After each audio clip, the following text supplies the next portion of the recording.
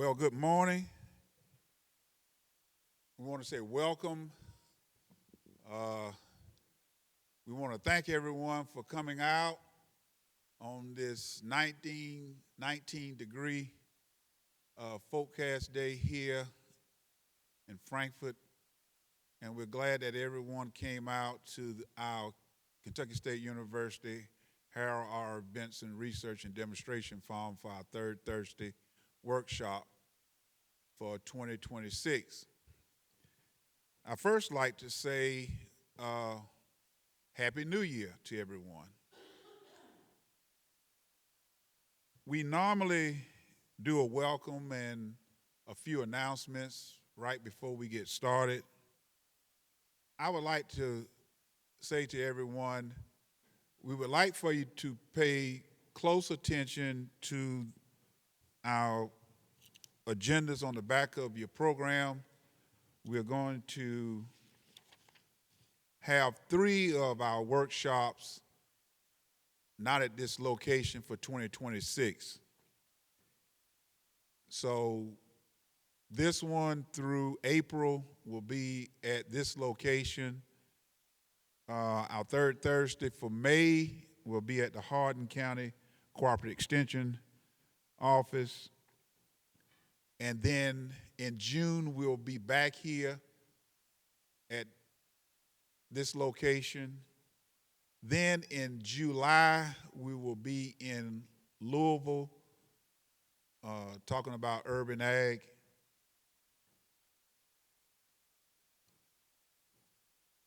No, July we'll be in Martin County. I'm sorry. July we'll be in Martin County. We're going to have a field day in Martin County, July. August we will be in Louisville. September we'll be here through November. Okay, so just pay close attention to the locations and the topics on the back of your program for this year, 2026. Next, we would like to say to our Small Farms Grant Program that's under the leadership of Ms. Joni Nelson, they have lifted over 1,450 projects, small farm grant projects, in 117 counties here in the state of Kentucky. And we're going to let Ms. Nelson, after I get through, come and make a few remarks and announcements. So let's give her a hand. And her staff that works with her for a Small Farm Grants Program, they work very hard to service all farmers here in the Commonwealth of Kentucky. Next, we will make an announcement for those that are beef cattle producers. We will be having those meetings in 2026. Last year we had 3 meetings. We normally have them every other month. Stay tuned for more information on that.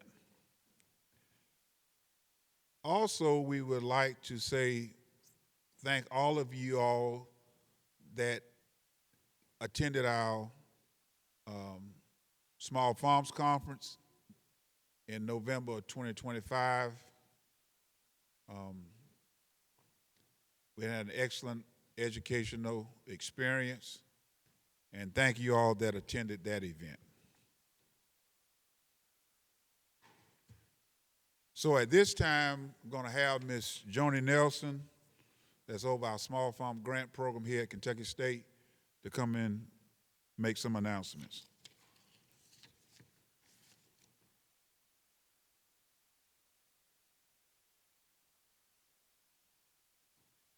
I don't know about y'all, but I'm cold.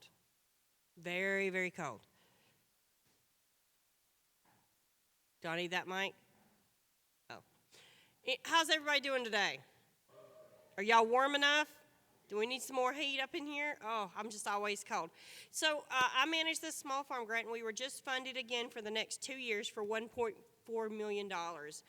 And of that $1.4 million, about $1 million of it goes back into the farmer's hands. We've been able to receive this grant, and every year I have changed it and adjusted it, debating on the markets or the applications that we get.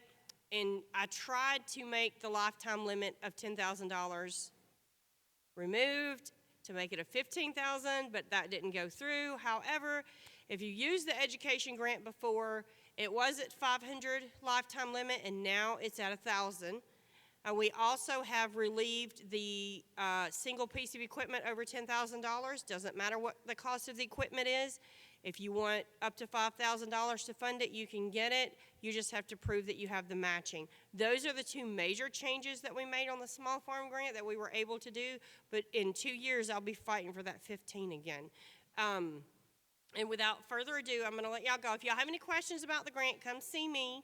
I don't have the new application, so we're using the 2024-2025 application for now until we get the new one up, but we have some brochures and some information on it out here as well. At this point, I'm just going to go ahead and bring up our next speaker, Matt Dixon. I'll let you go ahead and take the floor. All right. Are we live? Yeehaw.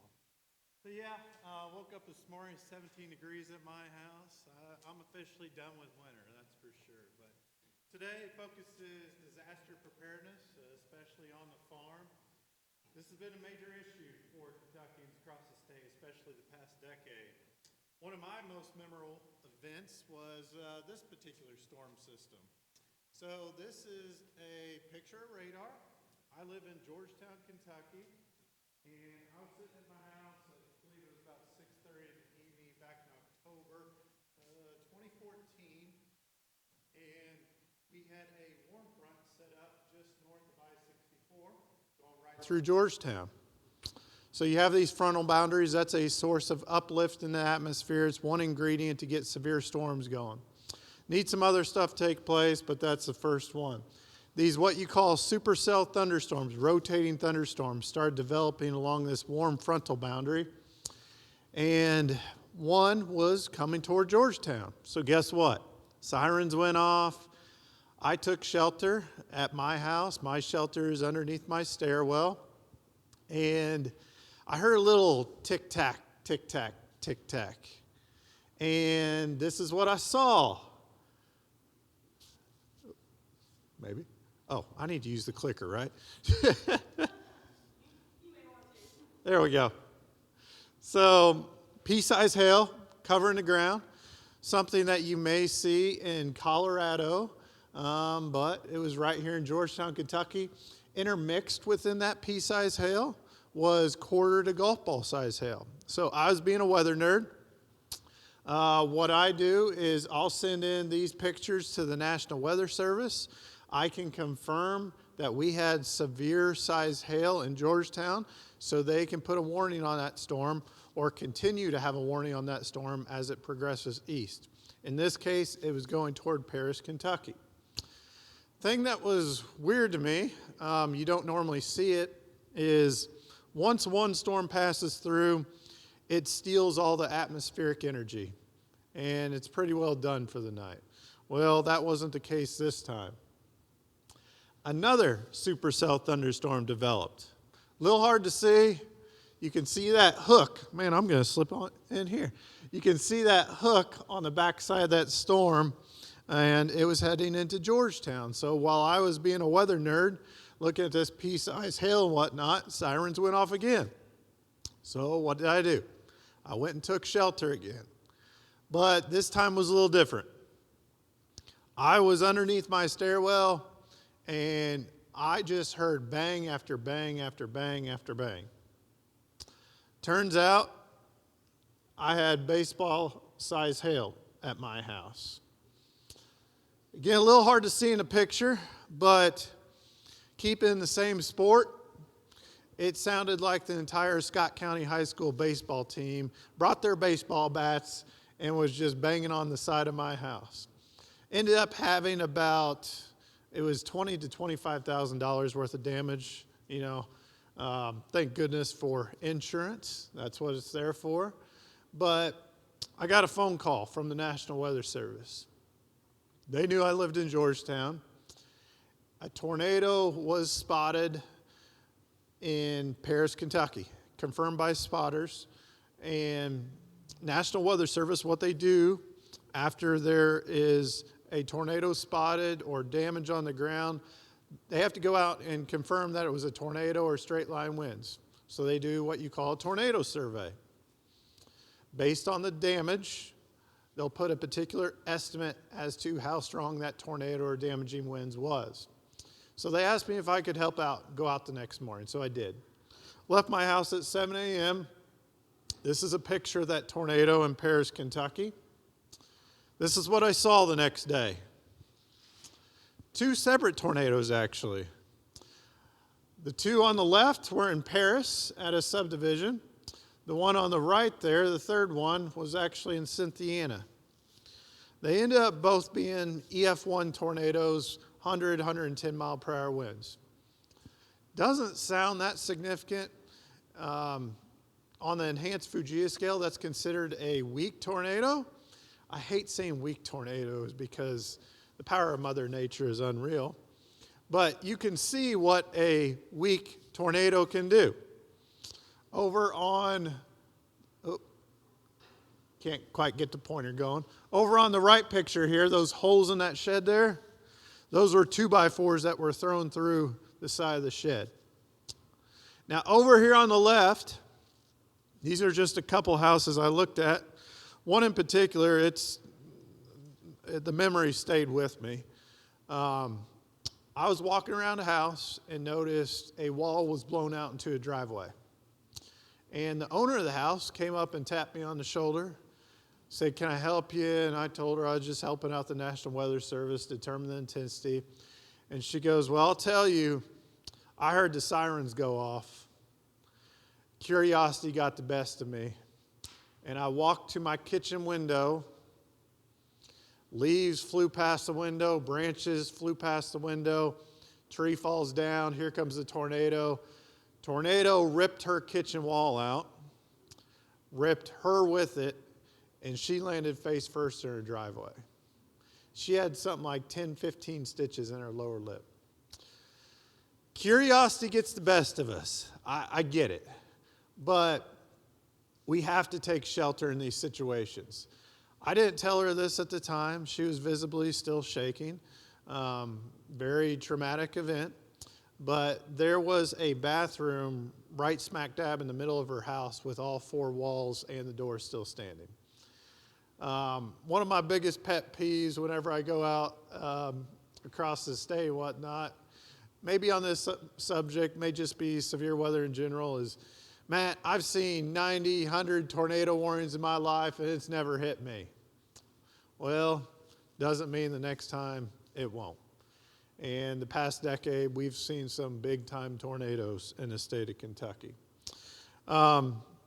Just to go further with that point a little bit, this is something I took off Twitter at the time, now X, but this is from a guy down near Mississippi State University. Got my wife and baby out of the bedroom about 10 minutes before this happened.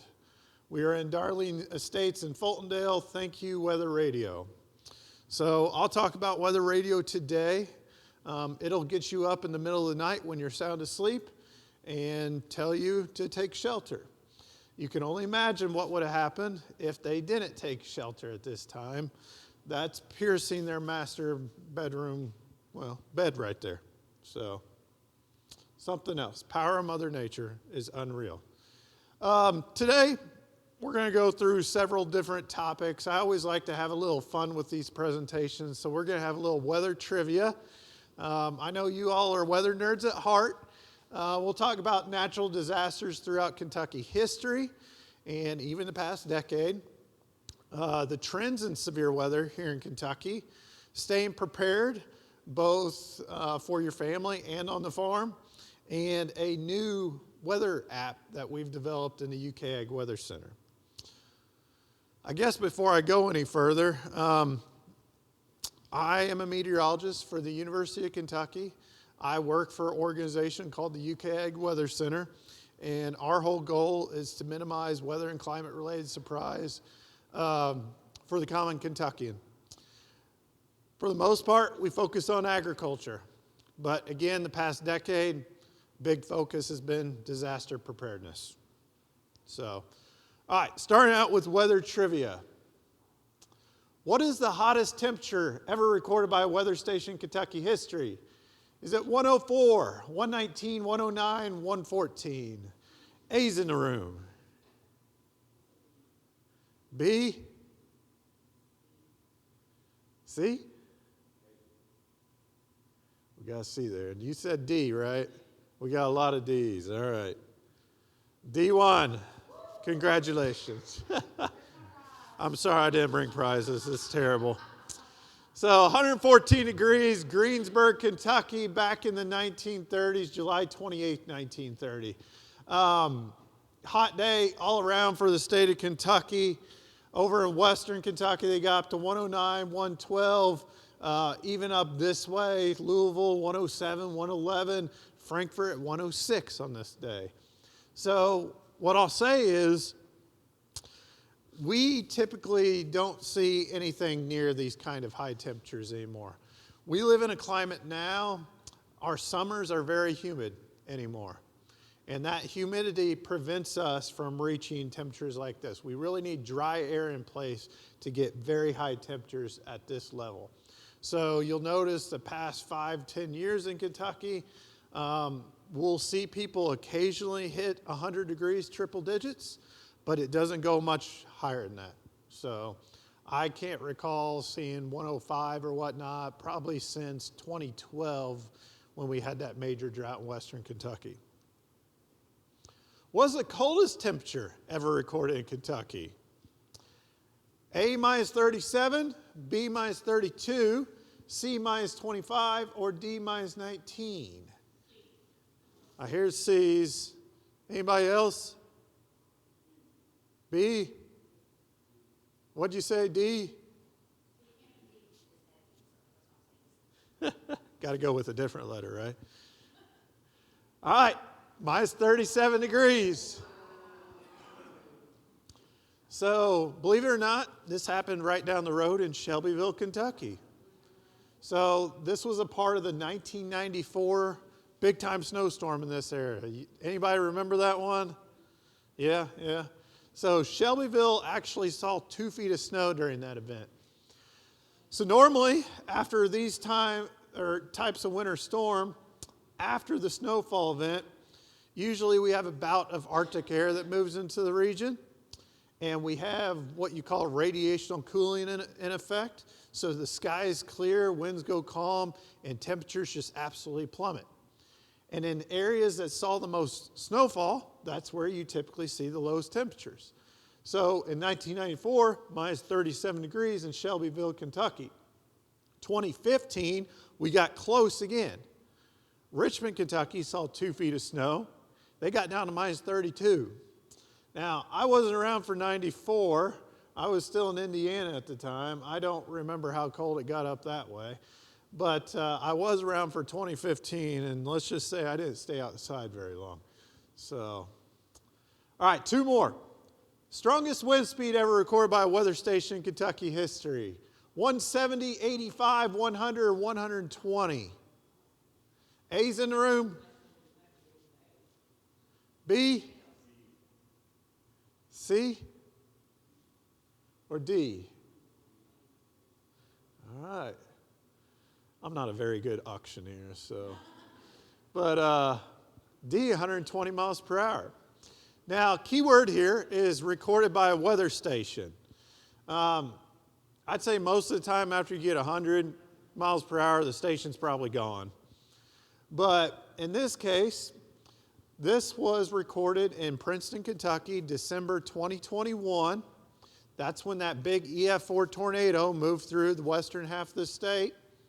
So the next day, me and a coworker we woke up 6 a.m. in the morning and drove to Princeton to check on folks. Unfortunately, at this time, communications were completely down. There's a lot of questions. You know, who's all right? Do we have injuries? So on and so forth. But this is one of the pictures I took that day once we got to our research farm at Princeton. This is a Kentucky Mesnet station. This was about a quarter mile off the main track of the tornado. Quarter mile off the main track, that tornado, estimated peak winds in Princeton was 170 miles per hour. So even a quarter mile off the main track, it was still 120. Guys, I've driven 100 miles per hour once in my life. I'm not proud of that. But I can tell you I was nervous at that time. 120 miles per hour, wow. So at this point, there's two what you call anemometers on this tower. One 10 meters up, and that tower collapsed when winds got to about hurricane force, 74 or 75 miles per hour. Now this little guy here, over here on the left, that's a cup anemometer. And that thing started spinning like a top and eventually hit that wind speed record here in the state of Kentucky. So, last one. What is the highest amount of 24-hour rainfall ever recorded by a weather station in Kentucky history?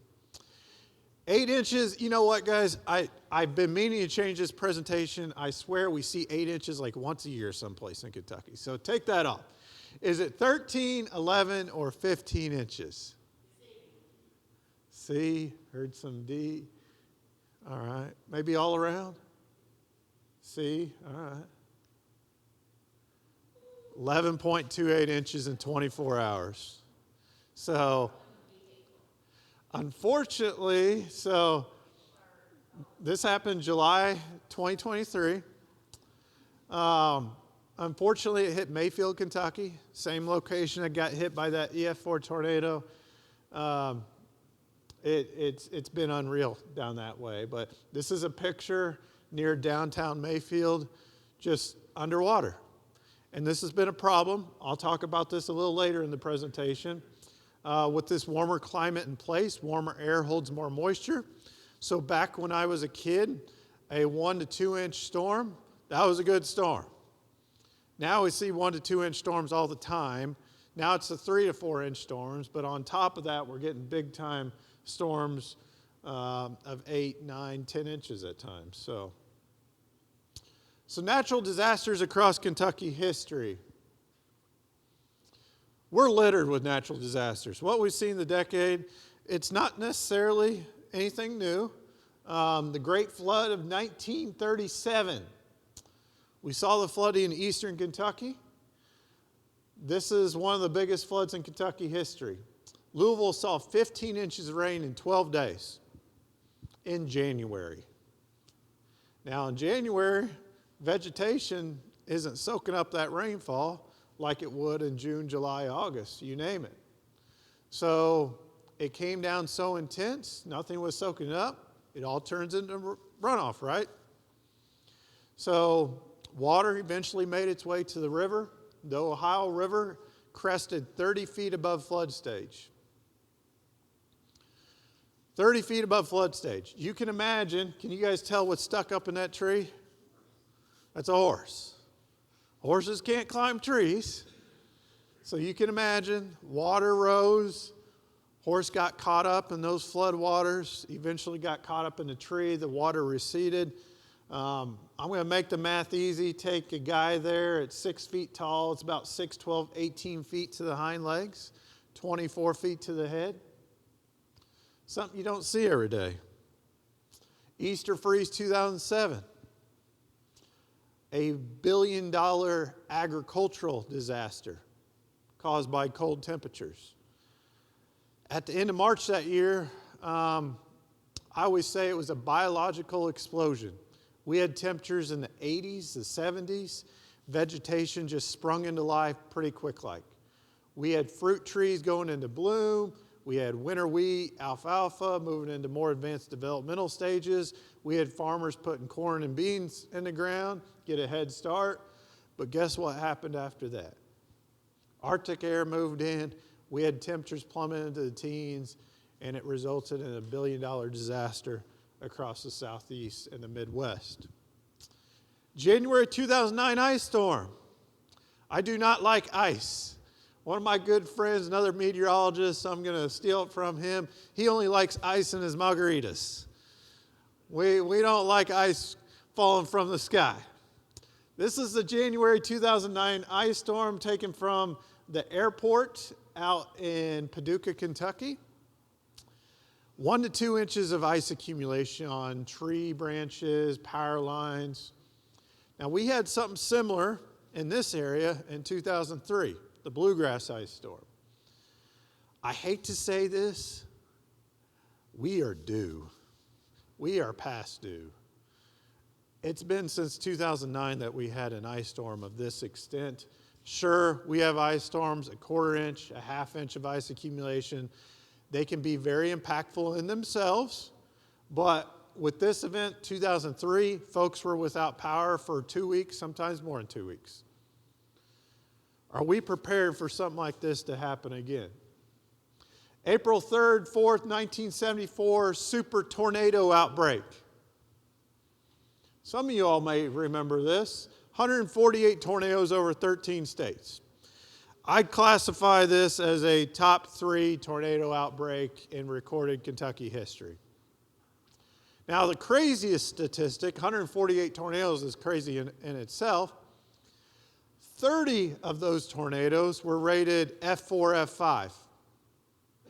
So 30 of the monster we saw in western Kentucky back in 2021, 30 of the monster we saw in Laurel County in May last year, there were 30 on the ground during this 2-day outbreak across the Ohio Valley region. But, you know, it can happen again, and it will happen again. I hate to say it, but it will. It's not a matter of if, but when. I can't tell you when the next one's going to happen, but we need to be prepared for it. History tends to repeat itself. This picture was taken in Batesville, Kentucky, a few years back. Major flooding situation. Again, a little hard to see. There's a cow stuck up in that tree, about 10, 12 feet up. Not to the extent of the Great Flood in 1937, but still, it shows history tends to repeat itself. Looking more recently, I want you all to see the power of Mother Nature. I saw this up close. I swear, between this, the flooding in eastern Kentucky, I've never been to a war zone. I can only imagine that's what it looks like. So this particular EF4 tornado, on the night of December 10th, it started in northeastern Arkansas. That's an image of this supercell rotating thunderstorm every 15 to 20 minutes as it passed through Arkansas, the Missouri Boot Hill, and up into western Kentucky. It was a long track tornado, very dangerous, obviously. What a lot of people don't know is, yes, it's the all-time longest track tornado in Kentucky history, 165 miles. It was from Fulton County all the way to Breckinridge County before it lifted into the atmosphere. What a lot of people don't know, it was on the ground for 80 plus miles in Arkansas. It lifted for a very short period in northwestern Tennessee. So that essentially broke off that first track, and we had to start another one once it got into western Kentucky. If it would not have lifted into the atmosphere, it would have been the all-time world record longest track tornado. So because it did lift, that still stands with a tornado in 1925 called the Tri-State Tornado. It was on the ground for 219 miles through Missouri, Illinois, and Indiana. But in 3 different locations, again, National Weather Service went out and did a tornado survey. This was the first one that I've ever heard of. The military actually picked them up in a helicopter, and they flew this entire track. And that was the first time the meteorologists in that helicopter were like, wow, This thing was on the ground for 165 miles through Kentucky. It peaked in intensity in Mayfield, Bremen, Kentucky, and Dawson Springs. Estimated peak winds of 190 miles per hour. This down here is what you call the enhanced Fujita scale. This classifies tornadoes based on the estimated wind speeds to cause that damage. 190 miles per hour is at the upper end of EF4 territory. It can only go to EF5. That's the max rating you can have. EF5 is anything 200 miles per hour or greater. 190, 200, doing a lot of damage. These are a couple pictures from that event that I took, or I'm sorry, the one on the left, a friend of mine took out in Fulton County. Can you all tell what's wedged in that tree? It's a corn stalk. He sent me a video. He was slapping that corn stalk. It wasn't moving. Now, I teach class in biometeorology every spring semester. I always show the students this picture, and I challenge them, go try to stick a corn stalk into a tree to where it's not moving. It's impossible. Over on the right there, that was a nearly brand new F-350 we just bought at UK. Had 6,000 miles on it. It was crumbled up like a piece of garbage. We had a truck in my department, ag engineering, we couldn't find. Ended up being about a half mile away in some woods, and we were looking at it, and we were like, well, the only way that truck got there was you had to go up and down. So, unreal, the power of Mother Nature at times. The axle was totally bent, again, ridiculous power. I'm going to play this video a little bit just to show you what we saw that day. They came out and did some video recording, so see if I can get this to work. Oh, yep. Will that play? Maybe? Oh, maybe not. There we go. Hopefully we don't get an ad. Yes.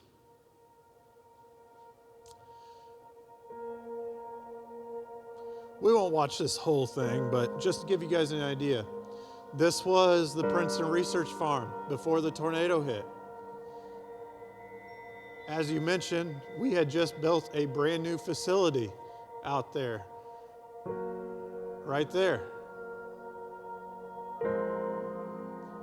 Research and Education Center, similar to where we're at right now.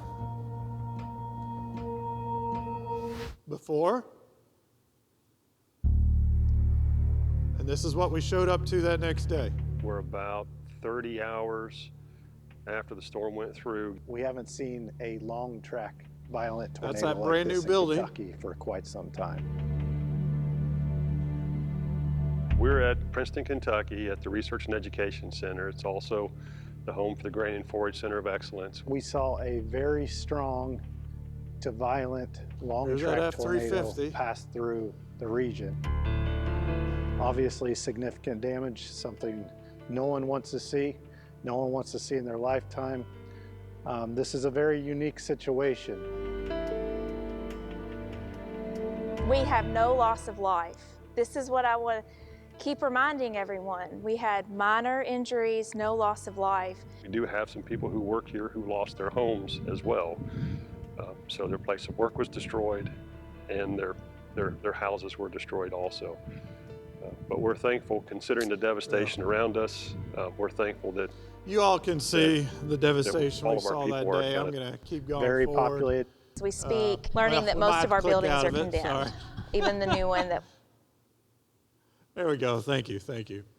But that was just one major disaster. Fast forward to July 2022, Eastern Kentucky. Same sort of thing, just a different topic at this point. It was tornadoes, now it's flooding. This was a 1,000-year rainfall event. Now, a lot of folks will be like, Matt, you don't have 1,000 years worth of data, and I get that. Another way to put that is there was a 0.1% chance of this amount of rainfall falling over any 5-day period throughout the year. 99.9% chance this would never happen. But tell you the truth, these 1,000-year rainfall events are happening more frequently. So the day before, St. Louis had a very similar situation. You all remember Hurricane Helene a couple years back. Damage it did in eastern Tennessee and the Carolinas. There was another 1,000-year rainfall event on the west side of Nashville. I believe that was about 5 years ago. But it decimated that area and destroyed Loretta Lynn's ranch out there. You may remember the national news on that. But again, these are happening more frequently. Rainfall rates of 4 inches per hour. Highest total of 14 inches from southern Knott County. Again, the river, I'm getting tongue twisted, rose significantly. New record crest at 43.5 feet. Me and my wife, we went and volunteered in Letcher County after this event.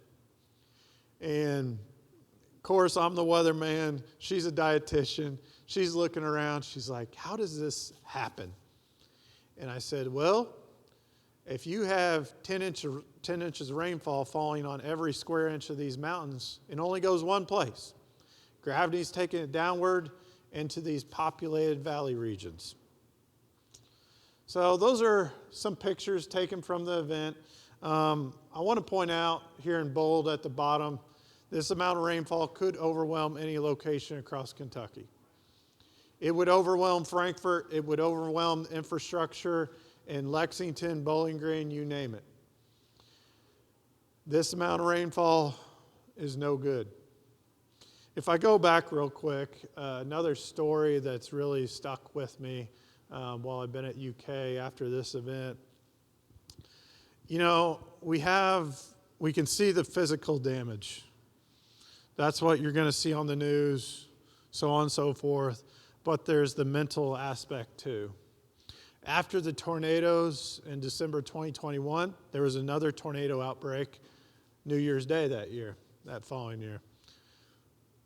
Those were relatively weak tornadoes, but still, once you go through a traumatic event like that, and the tornado sirens are going off again, it makes you think, is there another one coming after me?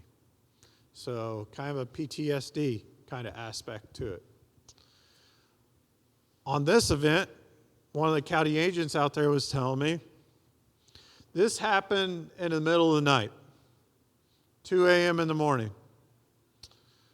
There were kids after this event that were afraid to go to sleep at night without wearing their tennis shoes because they were afraid their parents were going to come in at 2 a.m. in the morning and tell them it was time to run again. So mental side of it, very much a part of these situations too. These disasters keep on coming. Just last year, February 2025, I know it impacted this area also. We had rivers rising again. Western Kentucky got hit hard, 2 to 6 inches across the state over a 2-day period. Again, this is the winter time. Most of it turns into runoff. A dozen sites along the river with top 5 water crest, 40,000 without power, and 1,000 water rescues at this time. Now, what's not talked about enough, I believe, with these systems, after this 2-day rainfall event, it got extremely cold. And for people displaced, definitely not ideal. Fast forward to April in 2025. Very similar situation. Extreme flooding in place. Marshall County, Kentucky, out in western Kentucky, saw almost 16 inches of rain over a 4-day period. 16 inches. We average about 50 inches a year in Kentucky. So 10 inches is 20% of your annual average. They saw more than 20% of their annual rainfall, approaching 40% over a 4-day period in April. Normally average about 4.73 inches a month across the state during that month. There was also severe storms going through the area, 13 confirmed tornadoes.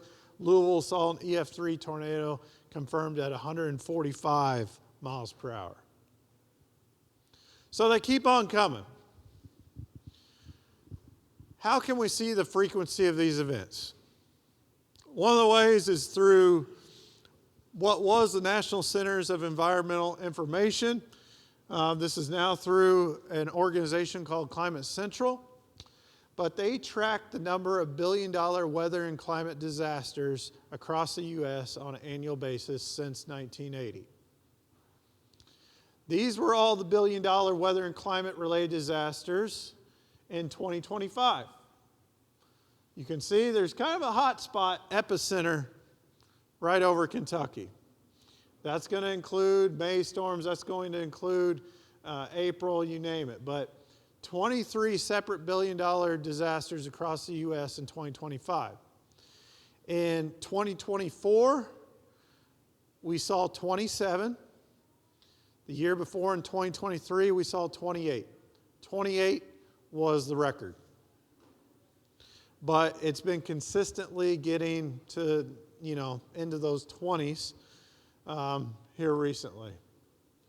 So looking at billion-dollar disasters in Kentucky, we've been a part of 92 since 1980. Most have came way by severe storm. Keyword, we're a part of these billion-dollar disasters. We're taking out the state boundaries.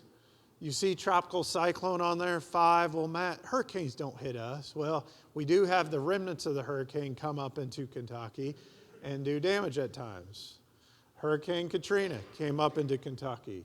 I believe 2008 it was Hurricane Ike, I want to say. Major wind damage in the state of Kentucky. But by far, severe storms is what we're worried about here in the Bluegrass State. But let's change this to look at the frequency of these billion-dollar disasters. 1980s, this is all cost adjusted. 1980s, we had 9. 1990s, we had 11. 2000s, 21. 2010s, 24. Last 5 years, 2020 to 2024, it's 27 billion-dollar disasters that Kentucky has been a part of. 27 of the 92 have occurred in the last 5 years in Kentucky. The frequency of these disasters are going in the upward direction. So are you prepared? Is your family prepared? Is your farm prepared? Again, I went out to Princeton, saw our research farm. To be honest, after the event, you're kind of standing there and you're like, what's next? So we had miles of fence line absolutely destroyed. Our buildings were destroyed. I remember standing there looking at one of the research units, and an employee with UK came up and said, I need to use the restroom. We were like, didn't think about that one. So this particular employee had to go to the courthouse that day. And keep in mind, we're all still out of power at this point. But are you prepared? Do you have a plan in place if, God forbid, something like this were to happen? I always tell folks there's 3 main things you can do to prepare yourself for these severe weather situations. First off, what's the difference between a watch and a warning? To me, I always, it's just secondhand nature to me, but a watch, the ingredients have came together. So in the case of a tornado, if I'm looking at the weather side, we have some sort of lift in place. We have wind shear in place, which is winds increasing with speed and changing direction with height. We have instability in place, and we have moisture in place. That's the 4 ingredients we need for severe storms. And that's typically everything you need for a watch to be issued over your area. So the ingredients are all there. Doesn't necessarily mean you'll see a tornado, but again, everything is pointing to a significant probability that you could. So these are usually issued, try 2 to 3 hours prior to the event, if not more. But this will come out over the NOAA radio. It will come out on most of your cell phone apps. Hey, you need to be weather aware today. Same thing for a severe thunderstorm watch, same thing for a flood watch. It's all there to prepare you for what's potentially to come. Now you get a warning, it's time to go to shelter. Tornado warning, you're looking for that most interior location in your house at the lowest level. Average tornado warning lead time, I believe, is still somewhere around 12 minutes. It's not a long time, but it's more than enough time for you all to take shelter during these situations. Identify that shelter. Where are you going to go? If you're on a larger farming operation, how are you going to get communication out if you do have a severe weather event on the horizon? Identify that lowest level location where you and potentially your employees can go take shelter. I was out at Spindletop Research Farm at UK. I'm sure you all have done the same thing here. But it's a large area. We had to find multiple shelters across the farm, so if a situation did arise, employees can go keep themselves safe. You want to find the most interior room. The whole idea, I start off the presentation with that 2x4 that pierced that master bedroom, right?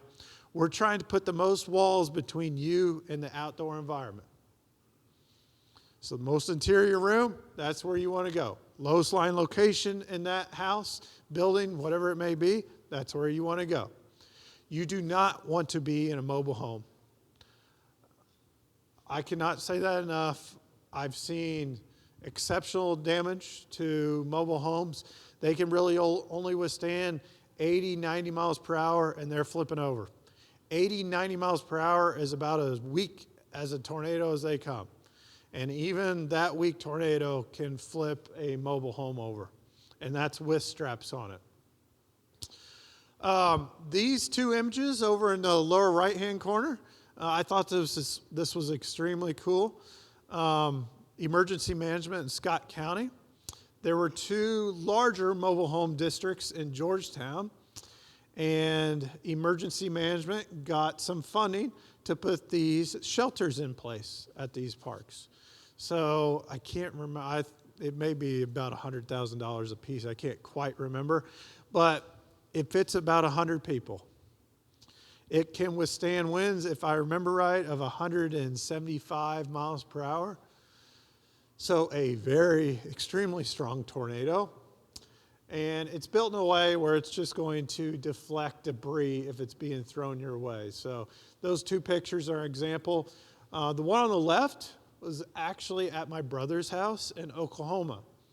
You all are well aware, Oklahoma sees some, I call them big boy tornadoes. He moved out there. Most people don't have basements. He goes, Matt, you think I should have a tornado shelter? I said, of course. So he had a benefit with his particular company where they split the cost, and they came in, excavated part of his garage floor, put a steel frame down into it. So if he is under a tornado warning, he gets himself and his family down there, closes that door over his head, latches. He can withstand an EF5 tornado if need be. He's underground. He's ready to go. So that's mainly severe weather, but there's, as we mentioned, there's other disasters we got to worry about.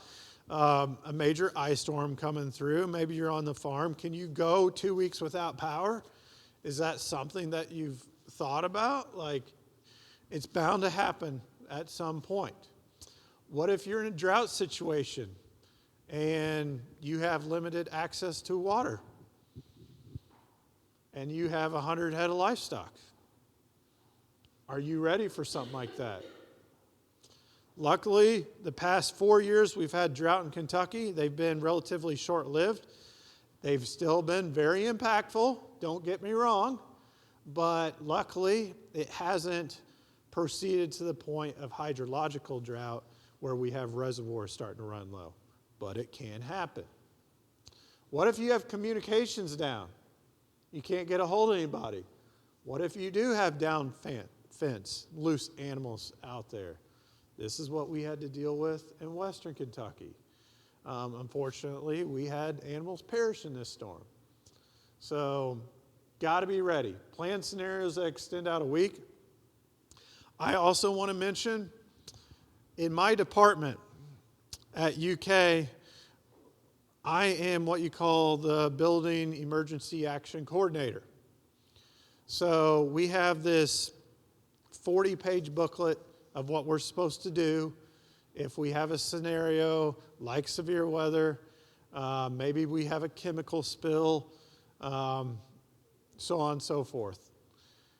And we had to use that a few months ago with a chemical spill in our department. So, but associated with that, as the coordinator, I keep a little business card in my wallet with phone numbers of folks I need to contact if an emergency situation arises.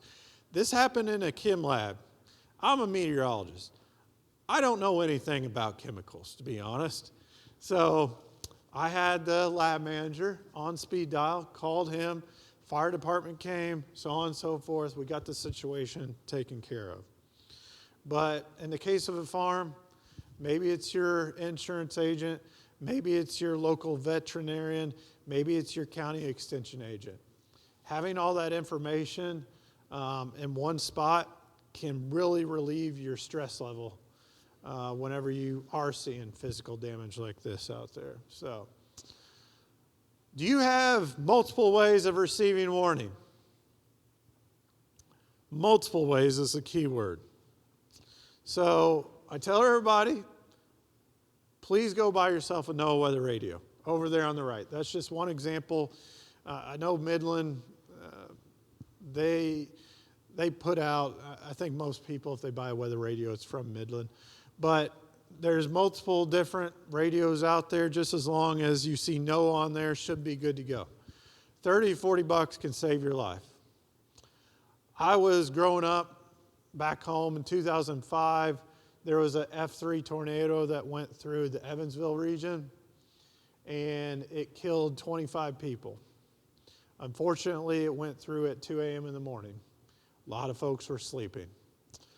This NOAA weather radio is loud enough, it will wake up even the most sound sleepers in this world. I can assure you that. It makes me jump out of bed, and I'm a pretty sound sleeper.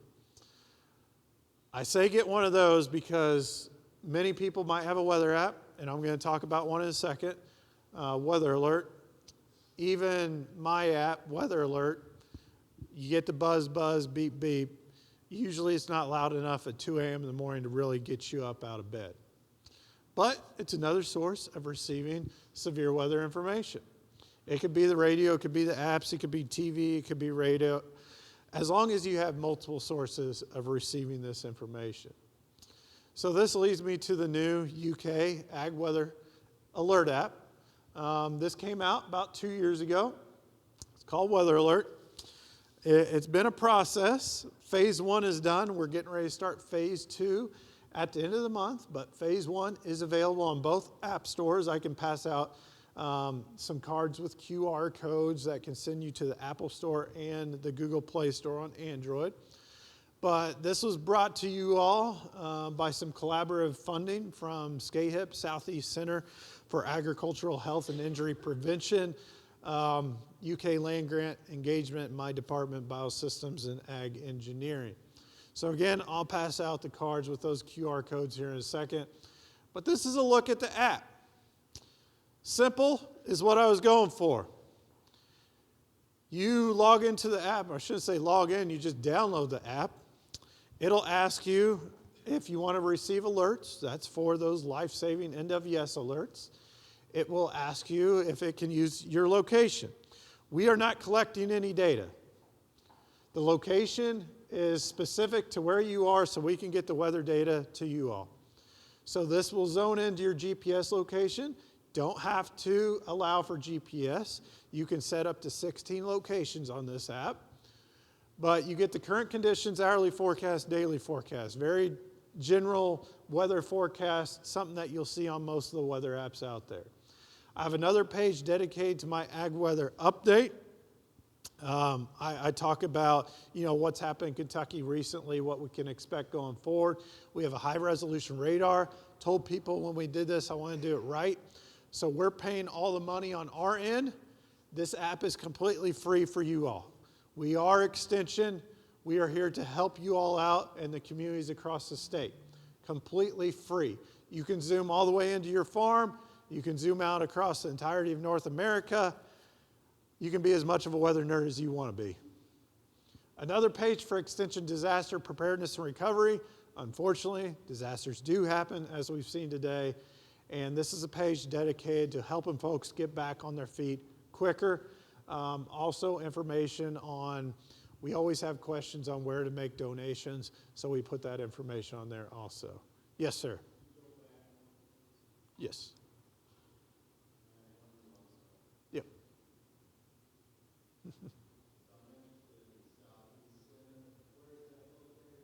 So SCAHIP is now located within UK in my department, Biosystems and Ag Engineering, but it is in Lexington. And, but of course it is focuses on the southeastern portion of the nation, but it is centrally located with UK, so. Yeah. So, lastly, I want to mention you will get alerts sent to your phone, but there's no ads on this thing. Again, we are not making money off this. It's completely free to you all. We're taking care of everything on the back end. We were developing this thing, and one of our data providers for the radar and such was asking, they had placeholders for ads. And I told them initially, I said, I don't want that stuff. They go, Matt, that's a good source of income. I said, I know, but this is different. This is different from anything you've ever worked with. This is Extension. We do not want the local ad for Burger King or something on here. Yeah, so again, ad-free. One of the best compliments I ever got was from a farmer in Boyle County. She told me this is the only weather app she can use. She lives in such a rural location that usually 1 bar is all she has for cell phone service. Otherwise, the ads just bog down the app and she's not able to use it. So you get on certain weather apps out there, current conditions, ad, forecast, ad, radar, ad. You want lightning data, you got to pay an extra $10. You're not seeing that on here. Those ads are always what bogs down these apps. This is the Android version. This was just an example from a winter storm that went through Kentucky back on January 5th. Last year. You may remember all the ice and snow we got with this system.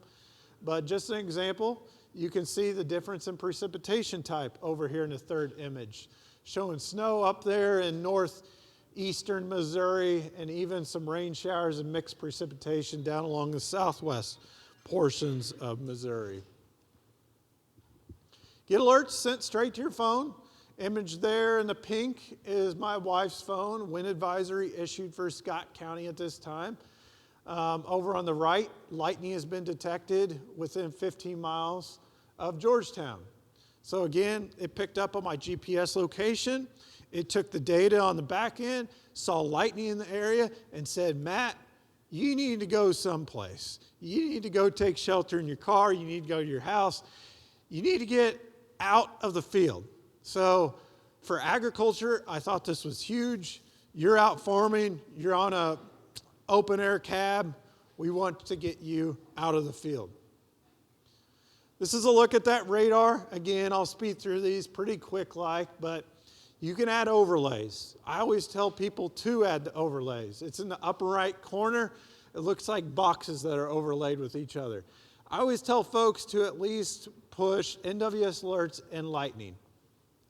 So that will fill up your radar with something other than just precipitation out there. You will be able to see where the severe thunderstorm watch boxes are located. You'll be able to see where the tornado warnings are, severe thunderstorm warnings. You'll be able to see the lightning. You'll be able to see whether it's cloud-to-cloud lightning or cloud-to-ground lightning. Cloud-to-ground lightning has a plus sign on that lightning strike. Technology has advanced to the point where you can see the difference. But just what you're seeing on that 6 p.m. newscast where Bill Meck or Chris Bailey comes online, what he's showing you, you can look it up on your cell phone now. You can click anywhere on that radar and get information about the alerts that are coming in from the National Weather Service also. You can add up to 16 locations on this app. A lot of folks ask me, they're like, Matt, don't alerts just overload your phone during severe weather outbreaks? Well, to me, no. I want to keep everybody informed. I have, I believe, 6 locations now on my phone. Over there on the right is a look. Once you add a location, you'll have a dot show up on your radar map. So in my case, I got Georgetown. It will show your current locations too. So if I go to Lexington, I'll have a blue dot. I got my in-laws in Owensboro, my dad up in Vincennes, Indiana, and I got Princeton Research Farm on this example right here. So if I'm in Lexington and Princeton, Kentucky has a tornado warning for it, I get an alert on my phone. I can call Princeton. Is everybody in their shelter right now? So it's nice to have. But you can add multiple locations just from that home screen. Right underneath the location, there's a plus sign, and that plus sign will take you to these upcoming pages. I always say just to select your location by the map, and you can always change the name if you want to. Phase 2 is currently in development, or getting ready, I should say. Focus is going to be adding ag weather tools to this app. So we have the Ag Weather Center. We're going to modernize some of our tools, push them into the app, so everything is in one place for you all. Whether you're looking at spraying conditions, drying conditions, livestock heat stress, cold stress, we are going to add a human element in the next one, looking at stress due to heat or cold, based on the heat index. So something to look out for. We're going to add climatological data. How much rainfall has your local weather station seen over the past 7 days? Is that above or below normal? Compare that to evapotranspiration. Again, I'm getting tongue twisted today. But looking at your water budget over a certain period of time. Trying to put this all in one spot for you all to use moving forward. Phase 3, looking at disaster readiness, county by county. We want everybody to be ready for the next disaster. So my idea here is put those lines of communication on here, whether that's extension, whether that's emergency management, local emergency services, put it all in one spot so we're relieving that stress, letting you all know where to go in the case of a disaster. Maybe if it's even, where's the warming shelter in your county if you're in a cold air situation. So that's what I got. Again, I'll pass out those cards with a QR code. It's not a matter of if, but when we see one of these things, so we got to be ready. I'm going to close up with another real quick story. This picture over here on the right, you're seeing that correctly. That's a 30,000 plus pound semi on top of a field cultivator. That was at my cousin's operation over in southeastern Illinois. March 31st, a couple years ago, they had an EF3 tornado move through their region. They took a direct hit. It destroyed 90% of their equipment right before planting season. Now, I will say, I want to close on a good note. With this particular situation, it was awesome to see the community coming together, not only the local community, but even at a national level. The local community was coming out and cleaning up debris out of the fields so they could get moving when possible with planting that year. Now, on the second side of it, Anheuser-Busch. Now, I might get some looks like, why is he talking about beer here? Well, Anheuser-Busch has a program called For the Farmers. And for every case of, I believe it's Busch Light sold, part of that profit goes to this program to help farmers that were impacted by natural disasters. They got a call from Anheuser-Busch and said, how can we help you? So they ended up saying yes. Anheuser-Busch came in. They went to the local John Deere dealership. Anheuser-Busch rented all the equipment on their dime and planted, I believe it was the first 1,000 or 2,000 acres of corn and beans for absolutely free for them. So, very cool program. But it goes to show you during these events, it's just awesome to see the community coming together, not only locally, but on a national level too. So that's what I got, folks. I'll take any questions, but appreciate the invite today. So thank you.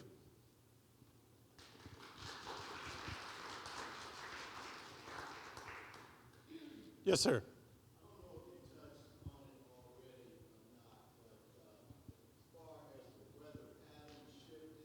Yeah. It seems like we're in Madison County, we're in Union City, and it seems like the weather pattern has shifted where we've gotten more tornadoes in our Yeah. area. And I don't know whether or not that is something that's going to continue, Yeah. or whether, or how many years, or what the span is of Yeah. the weather pattern shifting. Yeah. Yeah.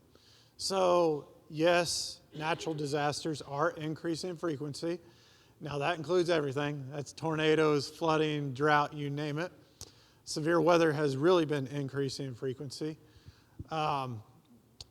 Tornadoes in particular, though, there is data, I get this question a lot, that Tornado Alley is shifting east. Saying that, it's very minute. It's a very small shift. That said, the intensity of these storms has really been increasing. I did mention earlier, just in one example, we live in a much warmer climate now than we did 30, 40 years ago. Warmer air can hold more moisture. So that's the biggest reason behind all these major flooding events we've been seeing in Kentucky the past decade. Warmer air can hold more moisture. We have warmer air at times of the year we didn't typically see. Just as an example, we had the tornado outbreak in December 2021. Not very typical. We see all these flooding situations during the winter months now. February last year. Usually there's some warm air out ahead of that. 5 of our top 10 warmest years on record, and this is a 130-year record now. 5 of the top 10 warmest winters on record and warmest years on record have occurred in pretty well the last decade in Kentucky. So we talk about climate. It's gotten warmer here. I can look back through history, and you can see it warming up decade by decade, and that's a big issue moving forward. So, yeah, good question. Good question. Anybody else? I'm happy to take more. All right, next, ready for the next presenter, I guess. So. Thank you, guys. Appreciate it. Thank you again, Mr. Dixon. We next have on the agenda for Ms. Angela Watson with Farm Service Agency. Thank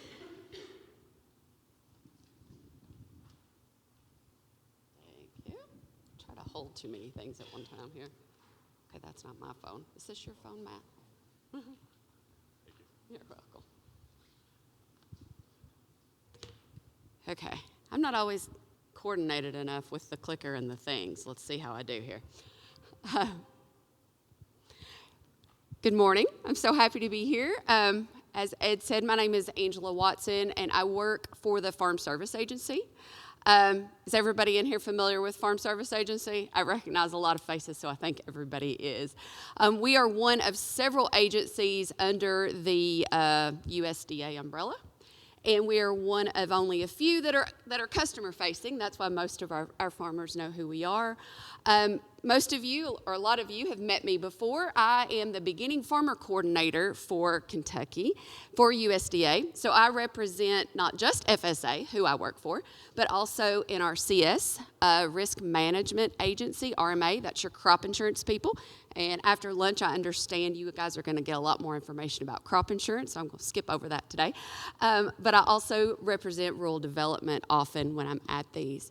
Don't let my title fool you. I said I'm Beginning Farmer Coordinator, but really that just means I help our farmers find the resources that they need, whether those are USDA resources or stakeholder resources. We all work together to try to help you take care of the needs of your farm. Today we're focusing on disaster preparedness. So how can FSA help you with that disaster preparedness?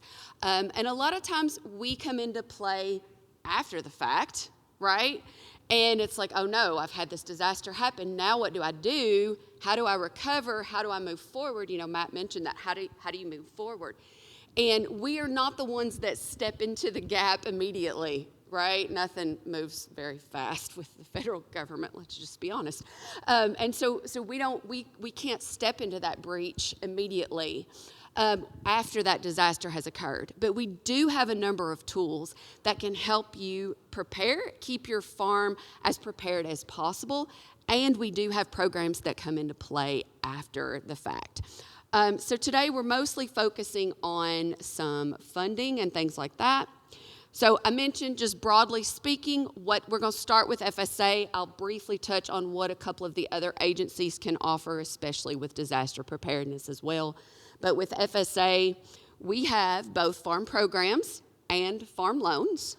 Under those farm programs, we do have, as I mentioned, a number of disaster programs. We have conservation programs, safety net programs. Those are kind of designed to help on the front end, if possible, keep you signed up and ready to go, and, you know, when prices or markets drop, that kind of thing.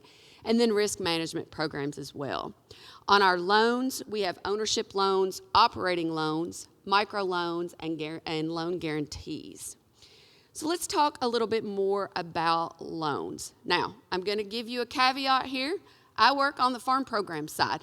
What I know about loans, we're going to go through today. But if you have detailed questions, I will answer what questions I can, and I will help you get to the person who can give you those detailed answers, because I'll be the first one to tell you that person is probably not me on the loans. But I can help you with about everything else and get you to the people that can help you with loans. So on our loan side, our available loans include direct loans, guaranteed loans, beginning farmer down payment loans, emergency loans, and youth loans. When it comes to borrowing from the Farm Service Agency, if you are a farmer or a rancher who is unable to obtain credit from another lender to start, purchase, sustain, or expand your farm, you might be able to get a loan through us. And so we have all of these different kinds of loans that I mentioned, and I'm going to talk in a little more detail. Most of the loans we have are available in direct and guarantee and micro loans. We are considered the lender of first opportunity, and our goal is to help you graduate from supervised credit, that's what we're considered, to conventional lending through a traditional lender. We will work one-on-one with all of our applicants to determine creditworthiness, ability to repay. We'll evaluate your farm business plan and then supervise you through that whole process if you're working directly with us. So, there are a few things that we look at. We do not base eligibility of a loan on your credit score. We're looking at other factors. So that's one way we can step into a breach when other lending agencies can't. To obtain credit with us, you have to be unable to obtain credit through a traditional lender. You must be a citizen or a legal resident, possess the legal capacity to incur a loan obligation, have acceptable credit history. Again, that's not based on credit score. We don't go straight by credit score, but we do look at that overall credit history when we're talking about lending. And you must be the owner, operator, or tenant operator of a family farm. You can't be delinquent on federal debt, and then there's a few other things on the screen that come into play. Those are just basic overall eligibility requirements. Farmers.gov has got a tool that kind of walks you through those eligibility requirements as well. But don't let anything that was on these screens, anything that came out of my mouth, or anything on farmers.gov make you think you cannot get a loan with us.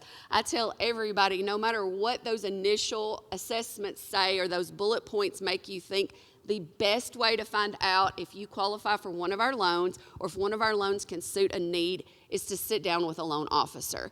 Because all of these tools, all of these screens, bullet points, whatever, those are just broadly speaking. And our loan officers can sit down with you and go through your specific circumstances, your specific farming operation, and help you decide if we have a loan that can help you out with purchasing, with operating costs, etc.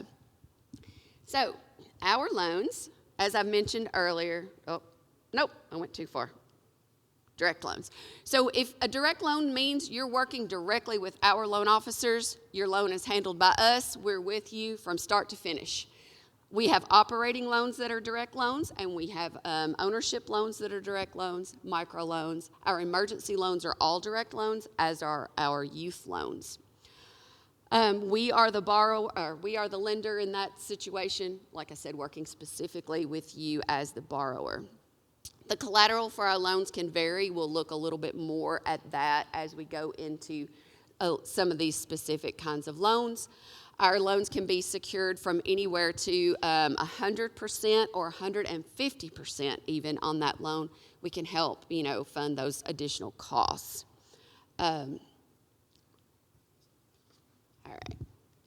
Guaranteed loans. These are loans, you're going to work with a traditional lender on that.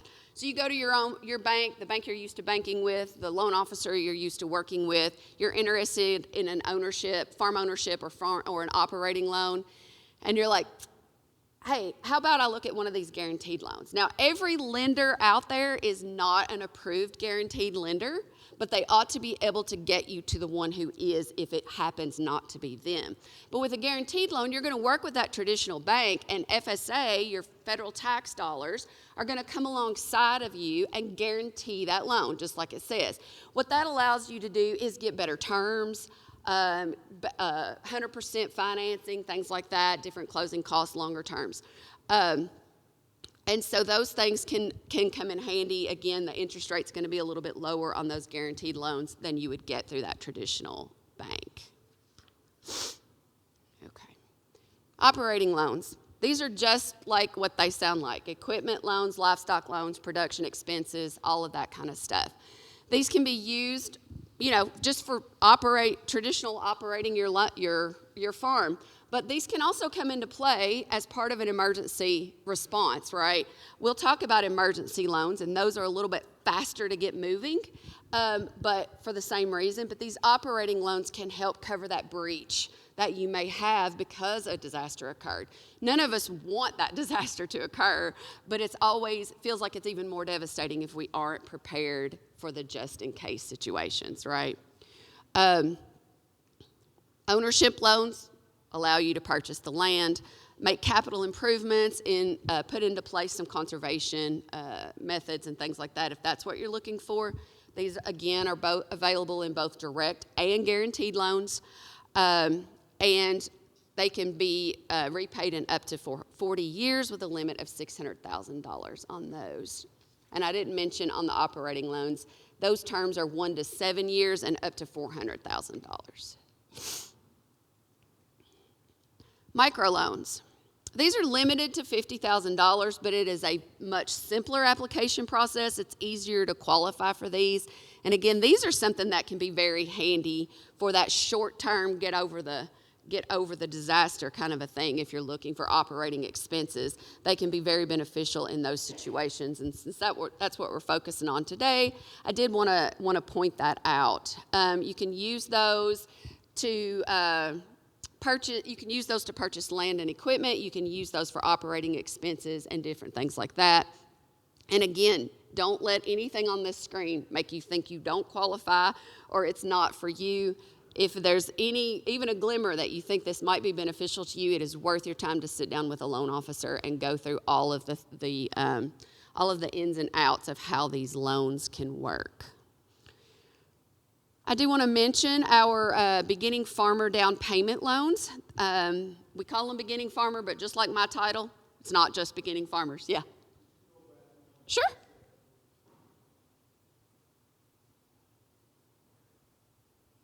You're welcome.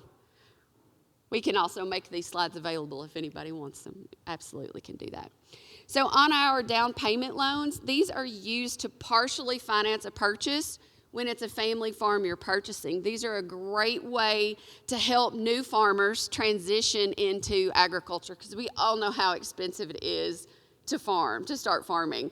And if you don't have land, you're not farming, right? What are you going to do without some sort of land? So it's like we will fund up to 45% of the purchase price with an appraised value of up to $667,000. Sorry about that. This is going to be something you're going to work with a traditional lender, but you need your closing costs, you need your down payment money, that kind of thing. So again, it's designed to help beginning farmers, veteran farmers, socially disadvantaged farmers transition into agriculture. So we like that loan. It comes from a separate pot of money from our other loans. In most years, that doesn't matter, but in years when funding is really tight, those different pots of money can come in really handy if you can qualify for one of these other loans that pulls from a different pot of money. All right, emergency loans. Emergency loans availability kicks in when there has been a presidential disaster declaration. So it does require that you have to have suffered a qualifying loss from that disaster that was declared by in a presidential declaration. And it must occur in a county that was declared or a contiguous county. So oftentimes if the disaster is declared for Graves County, when we had the big tornado, then all the counties that touch Graves County all the way around are contiguous counties that also qualify even if they weren't directly impacted by that disaster. Because, you've got that trickle-out effect from a disaster. You may not have been directly hit, but your county still suffered the impacts of that storm. Or whatever the natural disaster may have been. The maximum loan amount is the lesser of $500,000 or 100% of the actual cost. 1 to 7 year terms on non-real estate loans, and up to 40 years on real estate loans.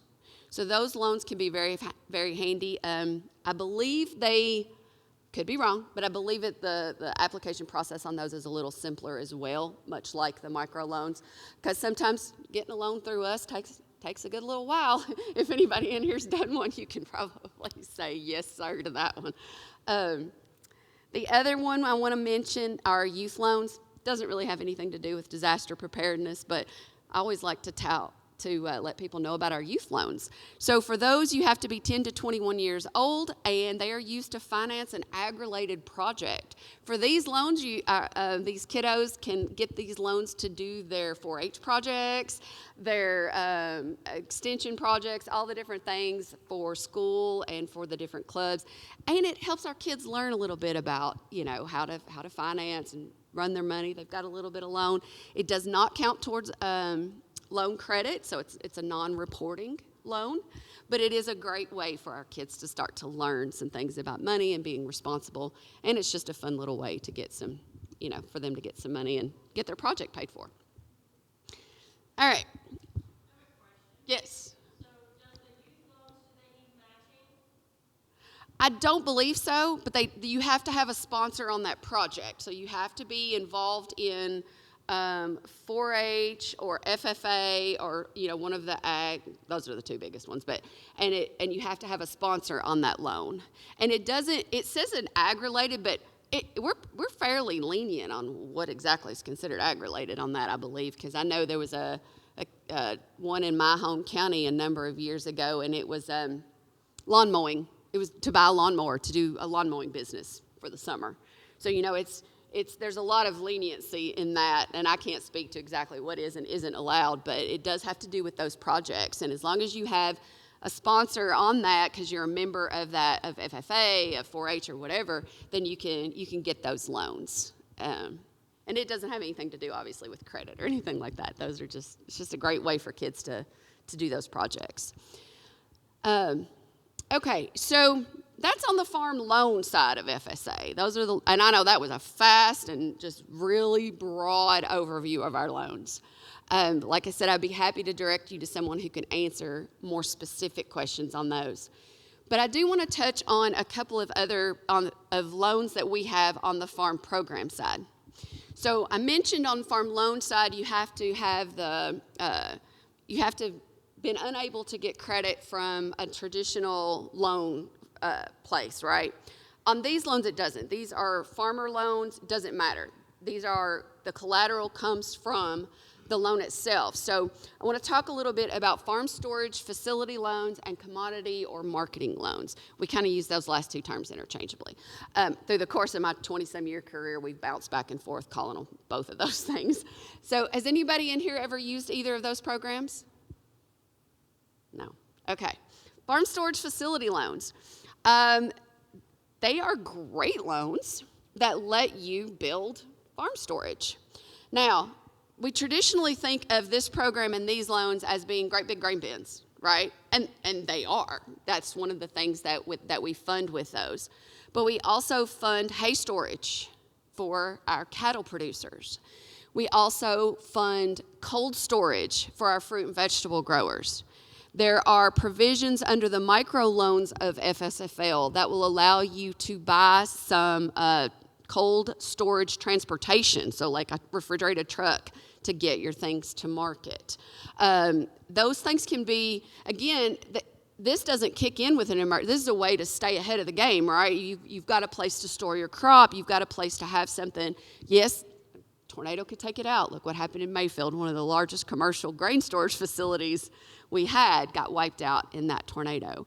But at least this gives you a way of controlling the market while it's working. You can store your crop, sell it when you need to, not have to sell it as soon as it comes in out of the field and that kind of thing. And again, for our fruit and vegetable growers, I try to encourage more use of it. We don't see as much use of it for that, but you can take your crop to a larger market if you have a refrigerated truck, right? You don't have to just go right up the road. Maybe you can, if that market happens to be unable to work because of the disaster, maybe you can go on to another farther market and not lose that revenue on that crop. So those are some great loans to have or to know about. Our commodity and marketing loans, those loans are, you're borrowing money from us to operate with, and you're paying it back as you sell your crop. So our grain farmers use these quite a bit. And so you take out a loan in this time in January, and the collateral is the crop that you have out. Well, you wouldn't take the loan out in January. You've got to have the crop out first. But you haven't harvested it yet. And you're gonna pay the loan back as you sell that crop off throughout the year. So they have good interest rates. I did not pull the current January interest rates for you guys, and I should have done that. But farmers.gov has all of that information on there for interest rates on all of our loans. Those rates do change monthly, but they're always better than what you can get at a traditional bank. So, like I said, these two kinds of loans are great for managing the commodities that you're producing, give you some flexibility and some operating costs, operating money up front and that kind of thing. Anybody have any questions on those? Okay. Now let's talk for just a minute about disaster programs. Like Matt said, none of us want the disaster, but let's be prepared for it. So I'm hoping none of you need any of these programs anytime soon. But I want you to know that they're available because anybody that's worked with FSA knows all of our programs require certain things be done ahead of time, right? Number one, report your crops to us by the deadline. We've seen that in all of these programs that have come out recently where if you hadn't reported the crop to us on time, we can't pay you on it. And so crop reporting, that's something everybody can do to stay ahead and stay prepared for a disaster because we do have a number of these programs that kick into place when a disaster strikes. And so most of these are if you personally experience a loss, whether there's a presidential disaster declaration or not. So you can see on the screen, one of them I mentioned is NAP, Non-Insured Crop Disaster Assistance Program. We love our acronyms. So NAP is crop insurance, and I said I wasn't going to talk about crop insurance, but I am going to talk about this one. So this is one, if you are growing a crop that is not insurable through regular crop insurance in your county, then we cover it with this NAP insurance. You can get basic 50-50 coverage for free if you are a beginning farmer, a veteran farmer, or a minority farmer. And you can get buyup coverage at a reduced rate. Otherwise, it is $350 a crop, and the most you'll ever pay for is 4 crops, and then everything else is included on that. So again, I'm sorry, it's $325. I got that wrong.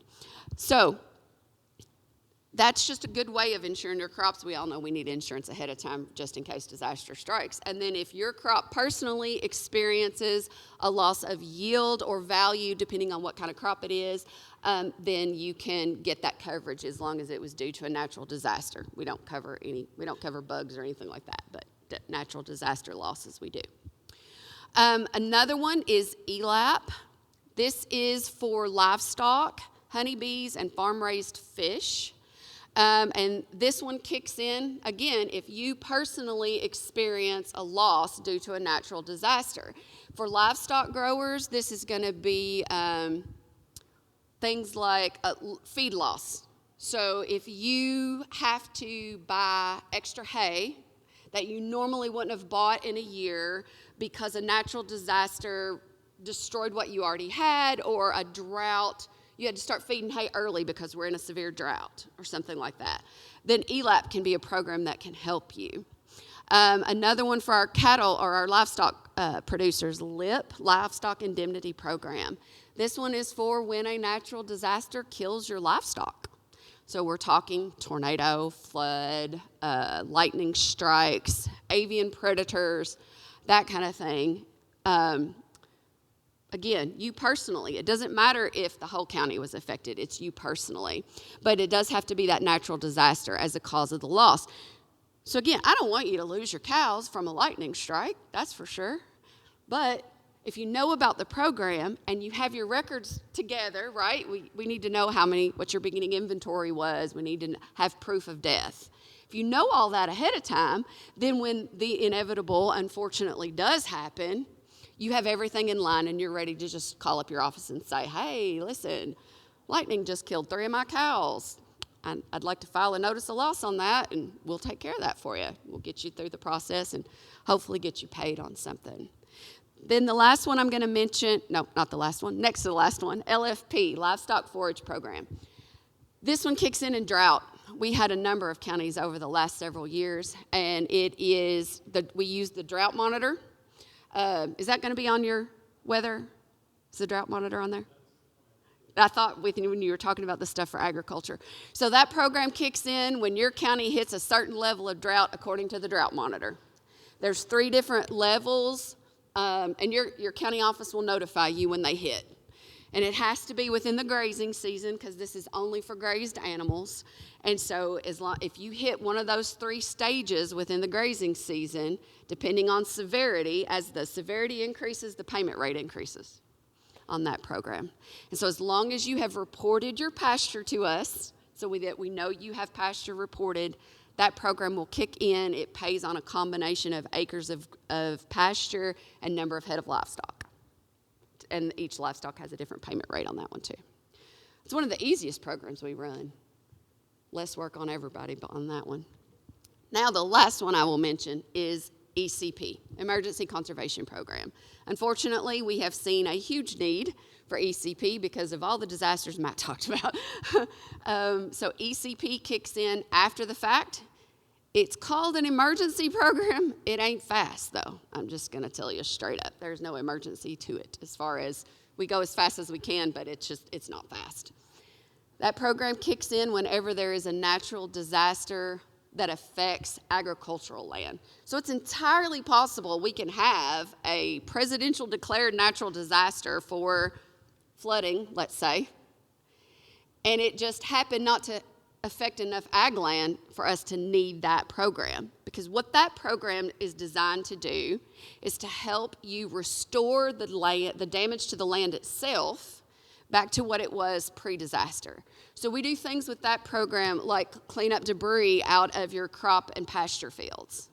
We help you, it's a cost share program, so it's 75%, so we will cost share with you to replace or repair fence that was damaged by flood or by a tornado or whatever.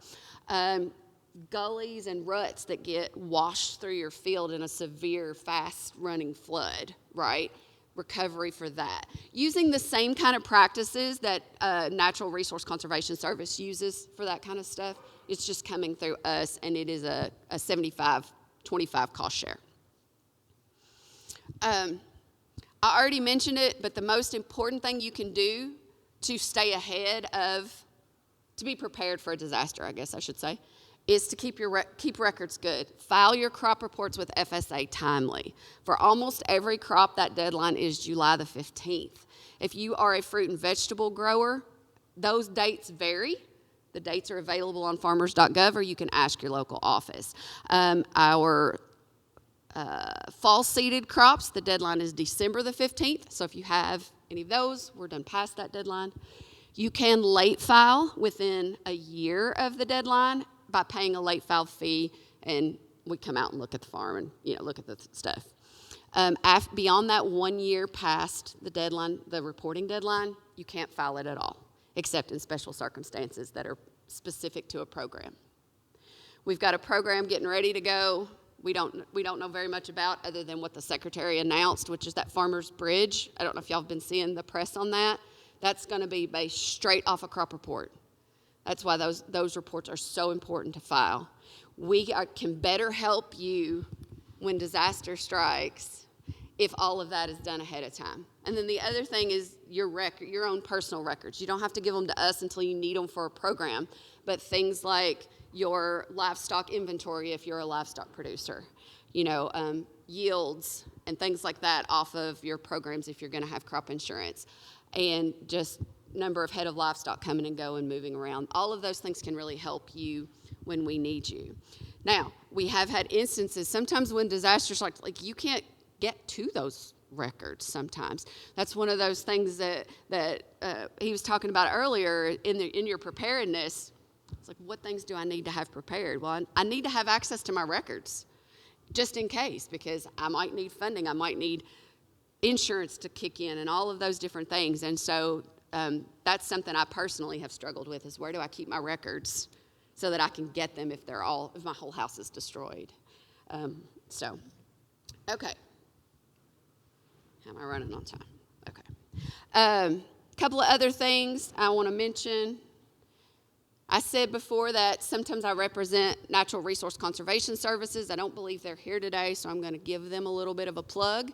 They also can help with disaster recovery of the land itself through programs, through their EQIP program. They have an emergency EQIP that does a lot of the same things as our ECP program.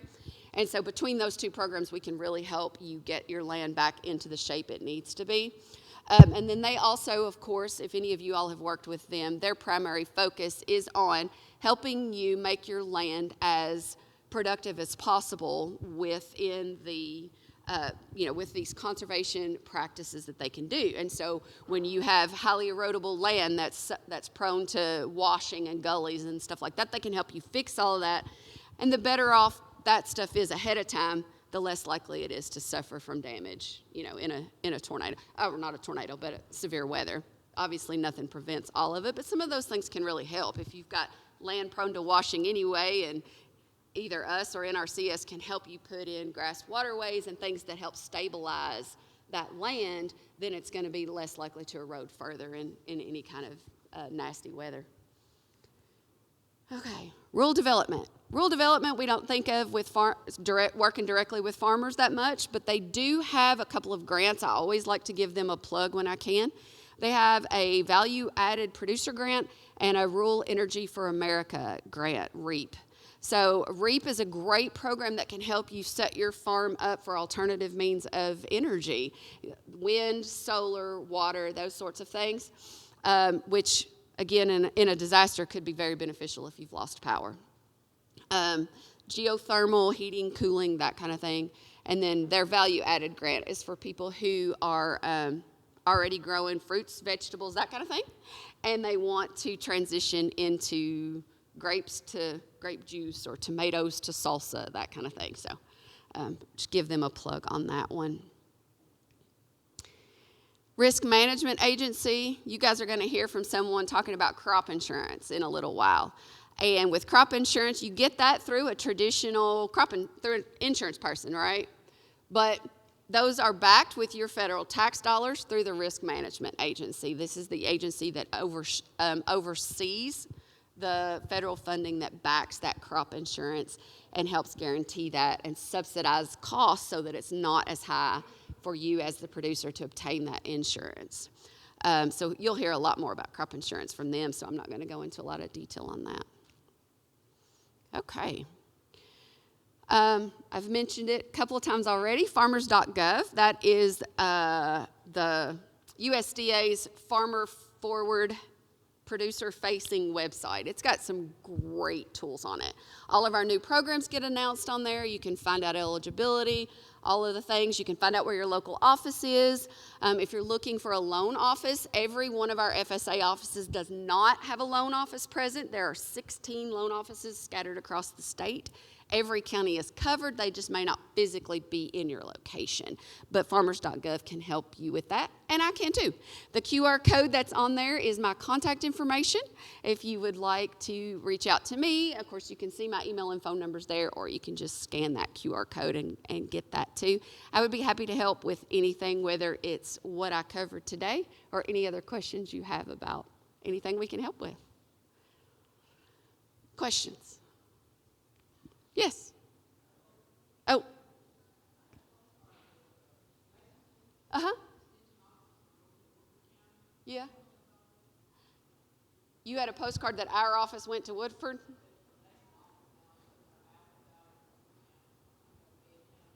Yeah.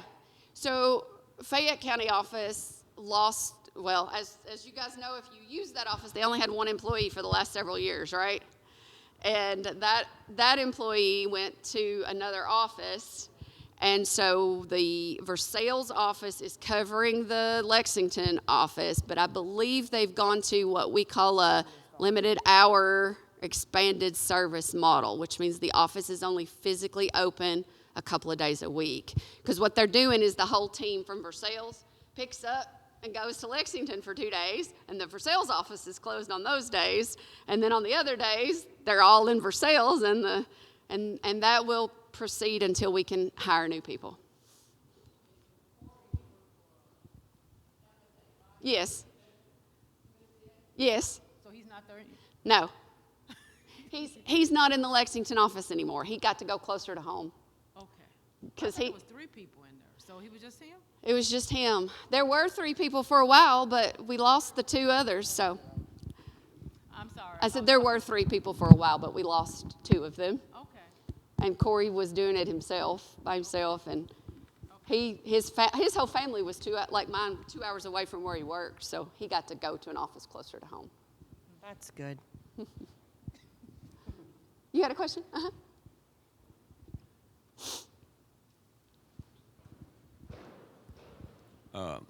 Do you know the average interest rate of any of the loans? No, but if you'll give me a second, I'll look it up. Okay. I've got my computer with me, and I'll look it up while we're at lunch and can let you know. I meant to put it on the screen. I just forgot. Okay. I just want to elaborate a little bit on the LIP program, Uh-huh. which I used the LIP program before. The LIP program is a good program, but this what you do on the LIP program is when you have any kind of disaster, if you lose a cow, if you lose a calf, you want to make sure you take pictures. And you want to take the date, the time, how cold it is, how hot it is. Because I've been through it. I'm going to call it's sort of a tricky program, but the program does work. If you have a buzzers, the buzzer attack your calves, you got to know when, you got to take pictures, you got to show blood. Yep. If it's cold outside, if it's 10 degrees outside, below 0, if that cow has a calf, make sure you take pictures. make sure you get it to the FSA office as quick as possible because you Yep. have a time limit You to do. get that done. Yes, you do. And then when you get that done, it goes before the committee. The committee makes a decision whether you get paid or not. That's how it works. Yeah, he's exactly right. That program, and I didn't go into detail because I wasn't sure how many people would need it, but that program is one program where your records are vital. All of our programs, your records are important, but with livestock indemnity program, your records are vital. We need your beginning inventory at the start of the year, any changes in inventory. So what is it at the time the disaster happens? What is that inventory? And then, like you said, we need proof of death on that program. So might sound gruesome. Easiest way to get proof of death, everybody's got a cell phone in their pocket, take a picture of the dead animal. And we need to know the cause. So we need to know the date it died, what it died from, and we need proof of death. And so now you can also turn in a receipt if your county is one of the counties where they'll come pick up the dead animals for you and give you a receipt. You can do that too. There are other ways you can prove that death. Those are the two simplest. And when I was still working in the county office, I had all of my producers trained, for lack of a better word. Pictures are the way to go, and pictures are the easiest, especially with cell phones these days. But the weather data, he's exactly correct. We have to have proof of weather data, and it fits certain criteria. So there may be a day it's cold out there. I mean, it's cold out there today, right? If you were unfortunate enough to have calves dropping today, you might have lost one. And you're going to want to call your local office if you think, even if you know it wasn't a natural disaster, right? You still want to take a picture and you still want to turn it in because that program has a threshold you have to meet before payments kick in. That's your normal mortality threshold. But if you think it's cold weather, you're going to call and tell us it's cold weather. And then we may come back and say, yeah, no, sorry, it's not cold. It doesn't mean we're saying you lied to us or you were wrong. It just means our handbook is very specific about how cold it does have to be. Yes. Yep. Yes, we pull the weather data from the weather stations that we have, whichever weather stations are the closest to you. We use UK sources, we use WKU sources, we use any weather source we can get to prove that data. And we're looking at wind chill. Which is why we're actually installing 5 more weather stations in the That's what I was county just curious. around here Yes. through the part of the demonstration grant, so we can get that data and you can use it Yes. through FSA. Those should be installed in the next 6 months. And I was told recently also, if there is not a weather station close enough to you to get accurate data, I believe this was WKU telling us because they're working with us, to get some of these tools as accurate as we can get them for you, just for this program. And I was actually going to talk to you about some of that too. But if there's not a weather station close enough to you to give you accurate data, request one. Oh, I'm from Lincoln County. Lincoln County has which we call a dead wagon. Mm-hmm. They come out and pick up your dead animals. Yep. And all you have to do is report it to the FSA office, and the FSA office will call Lincoln County, whatever, and they will get that report. A lot of counties have that. Yeah. Yeah, so it really is a good program. And like I said, it doesn't require that a flood hit the whole county. Maybe that flood just swept down your farm. But you can prove the date. Flood's hard to prove, hard for us to prove, so we'd like all the help we can get on that one. But yeah. I have a question on the youth. Yeah. Do they have to have an adult to sign for their loan? Yes. Do they have to be immediate parent, or they can be a grandparent? Generally parent or guardian, I believe, but I'm not 100% sure on that. And like I said, I know they have to have an FFA or 4-H sponsor as well on those. But yeah, it has to be legal signature authority because a youth can't incur the loan on their own. Yeah.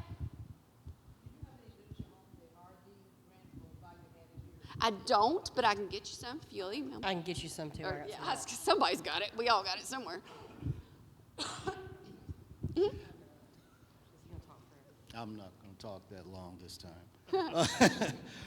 Just a question about adequate collateral. I know Matt has some cousins that have lots of equipment on the farm that I would assume would be considered collateral.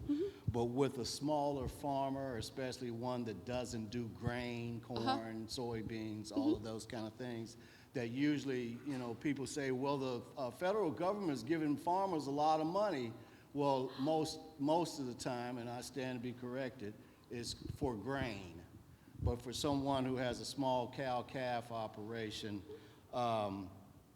when you're going for a loan and they say you need adequate collateral, what exactly is adequate collateral and what does that entail? And also when they say, well, you need managerial ability, and I know that we have come into a situation where they say, well, we've got a list of people who run classes for you to pay $200, $300 so that will certify you to have managerial ability. And also with having a feasibility plan, I think that I'm trying not to get it confused between FSA and NRCS, but they have technical support personnel. But with the recent federal cutbacks and your staffing may be shortened, and which lengthens the wait list for the technical support personnel to come to your farm, work with you, and create a farm plan. Okay. I'm going to try to tackle those. If I miss one, let me know. Okay. We'll start at the so adequate collateral. You're talking with farm loan programs, not the FSFL or commodity loans, right?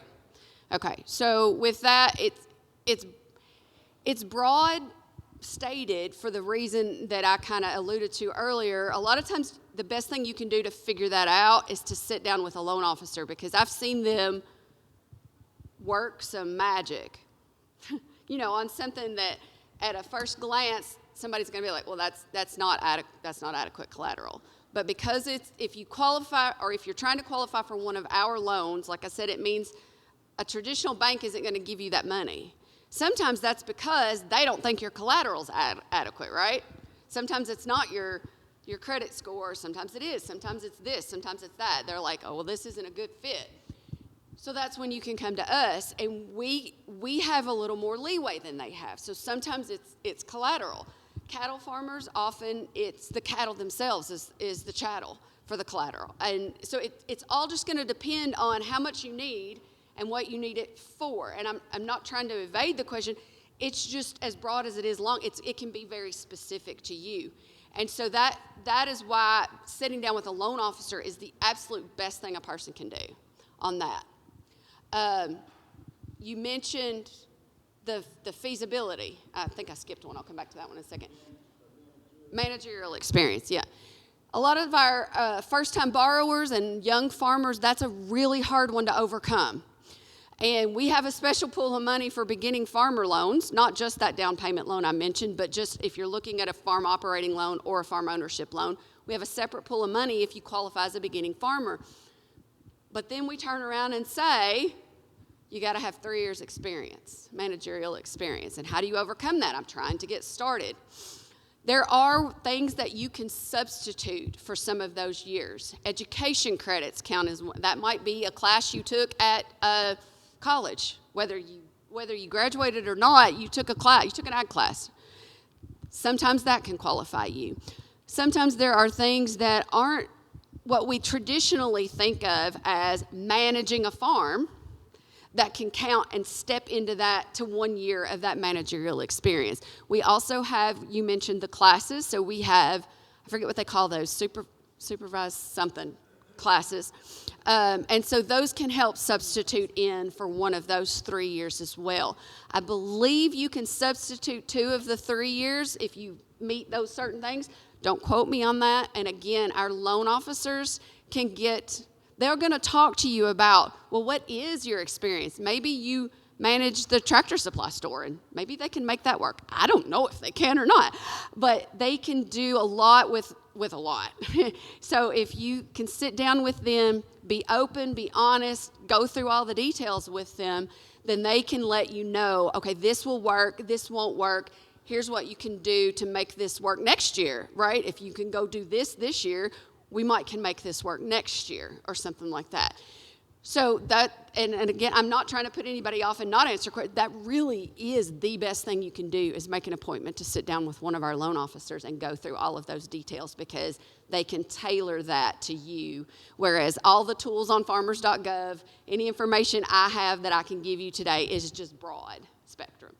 And on the last one, I think when it comes to our loans, certain of our loans do require water plans and things like that. Like if you're doing chicken houses, dairies, things like that, they require NRCS plans. But I think what you're asking about more likely is a business plan for your farm. And so the best resource for that is K-Card. Is K-Card in the room? No. We love K-Card. Huh? They'll be here in March. Okay, so if you're not familiar with K-Card, K-Card can be your best friend. They will help you write a farm business plan. And you need that whether you're applying for us or a traditional loan or a grant or anything else. Those farm business plans are great. But what our loan officers are looking for is, what do you want this money for, right? And does it make sense? If you were to come to a loan officer and say, I am going to grow avocados, and they're going to be like, yeah, that's not feasible, right? Because we're in Kentucky and we can't grow avocados. And where are you going to, and how are you going to pay for them? And how are you going to, and it takes 15 years for avocados to mature. Ask me how I know that one. But anyway, that's the kind of thing we're looking at on a feasibility plan. Do you have the land to support what you want to do, or are we purchasing the land to support what you want to do? Is the cost feasible? Is it within your means to pay this, to take on this loan and meet the criteria to pay it back, whatever that criteria may be? That's what we're looking for in a feasibility plan, more than the NRCS conservation side of that. Look at me throwing stuff. Did that help? I keep hitting the thing, don't I? Yeah. Color-coded processes. Okay, that was the NRCS slide. And the first process was that you need to work with, there we go. That one. With a technical support person to be able to put together a plan. And so, because sometimes you'll go into the office and they'll say, oh, I've been out to your farm. You don't qualify for that. Well, but if I had a technical support person who could help me put the plan together for that, would I then qualify? Okay, I see what you're saying. Okay. So on this slide, when it's talking about that, this is for assistance with NRCS, with their cost share program specifically. But yeah, I see what you're saying. Something to keep in mind, you are absolutely correct with the staffing, excuse me, changes and shortages that we have right now.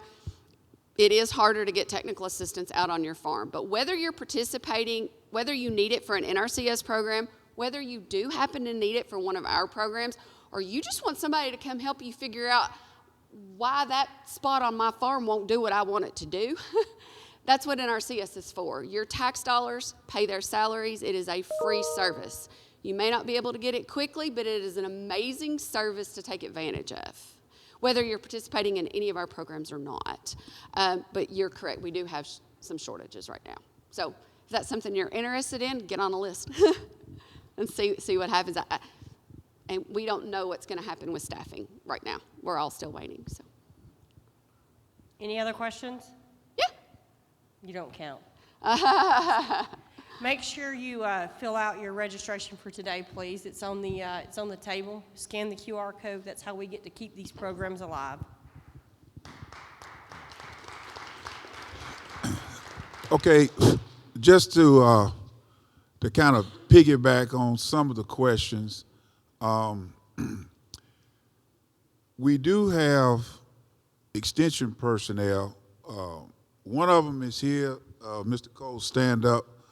Mr. Coles will be in my old position. Now, one of the things, and this is kind of my specialty, I kind of did that before coming to KSU. So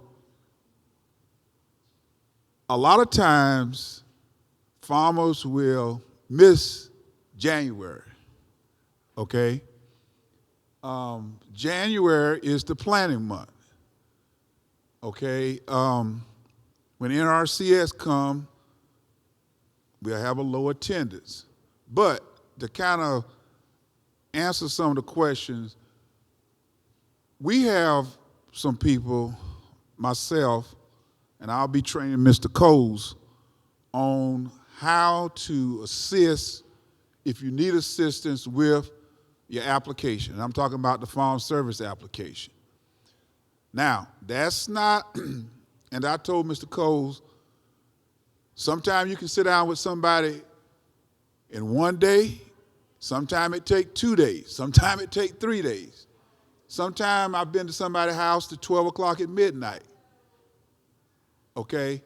But it takes time. Now, what dictates that is if you have all the documentation. And I'm just going off experience. One of the things, do you do taxes? Okay? You got the last, I haven't done one in a while, but I've done them enough I can get up here and talk. Do you have your taxes? When the loan officer go to that section she was talking about, this right here about what kind of education you got, have you been attending your local county extension meetings, how many? So all of this, when the loan officer look at that, he's gonna look and see how much training experience you have, okay? He's gonna look at that whole big packet. Now, once you get it started, it's not too bad, okay? It's not too bad. But they are accountable, okay? Their feet are held to the fire too to make sure that when they loan money, and like Ms. Watson said, it has to be feasible. Now, y'all can remember when we grew tobacco, that was one when I was helping a lot of farmers get money for tobacco, okay? How many years you been growing tobacco, okay? That kind of thing. Then they have to make a decision about, excuse me, when you got a loan, you know, did you pay it back? Okay? And a lot of times it gets heated, and then when it gets to me, you know, we fill it out, we do all the stuff, and then we deal with it. So my whole point, you said, why did I get up here? If you really need assistance and you need somebody to sit down with you, we don't mind assisting, okay? We'll try to help you to the best of our ability. And like I said, it's for y'all, some of y'all might know what I'm talking about. To go through it the first time, it can be, you know, it can be uncomfortable. But if you come to these type of events, that's what I tell farmers, and I'm saying this for Mr. Cole's benefit, if you come to these kind of events, you got the agenda, you're on the sign-in roster, you've been coming for all year, you've been coming for the last 2 years, 3 years, 4 years. The loan officer look at that, Mr. Coles has got some experience in beef cattle.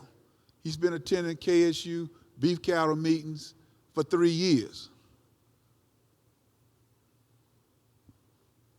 Now, then when Mr. Coles come to Mr. Chavis, and I go to Miss Miller, and I say, well, give me the last 3 years.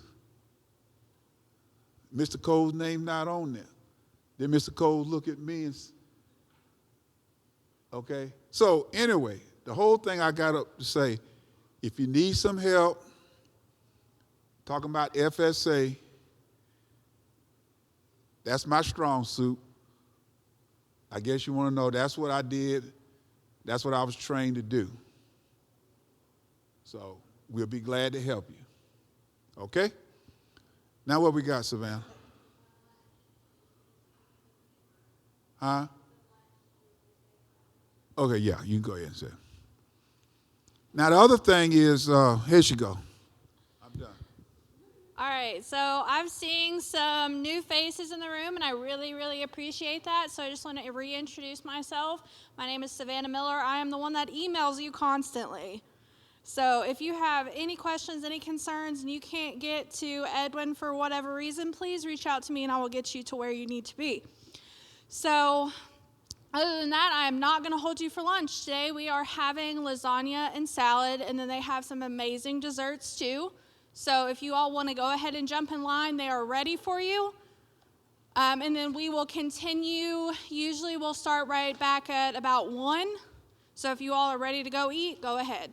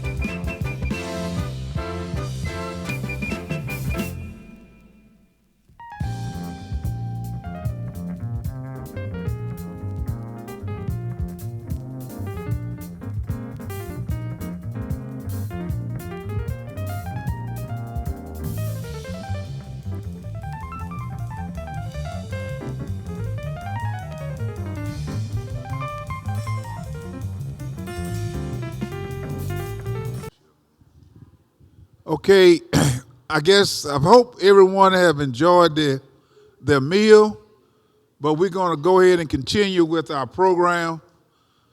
We have the opportunity to have Mr. Grant Gardner from the University of Kentucky. He's going to be talking with us about crop insurance.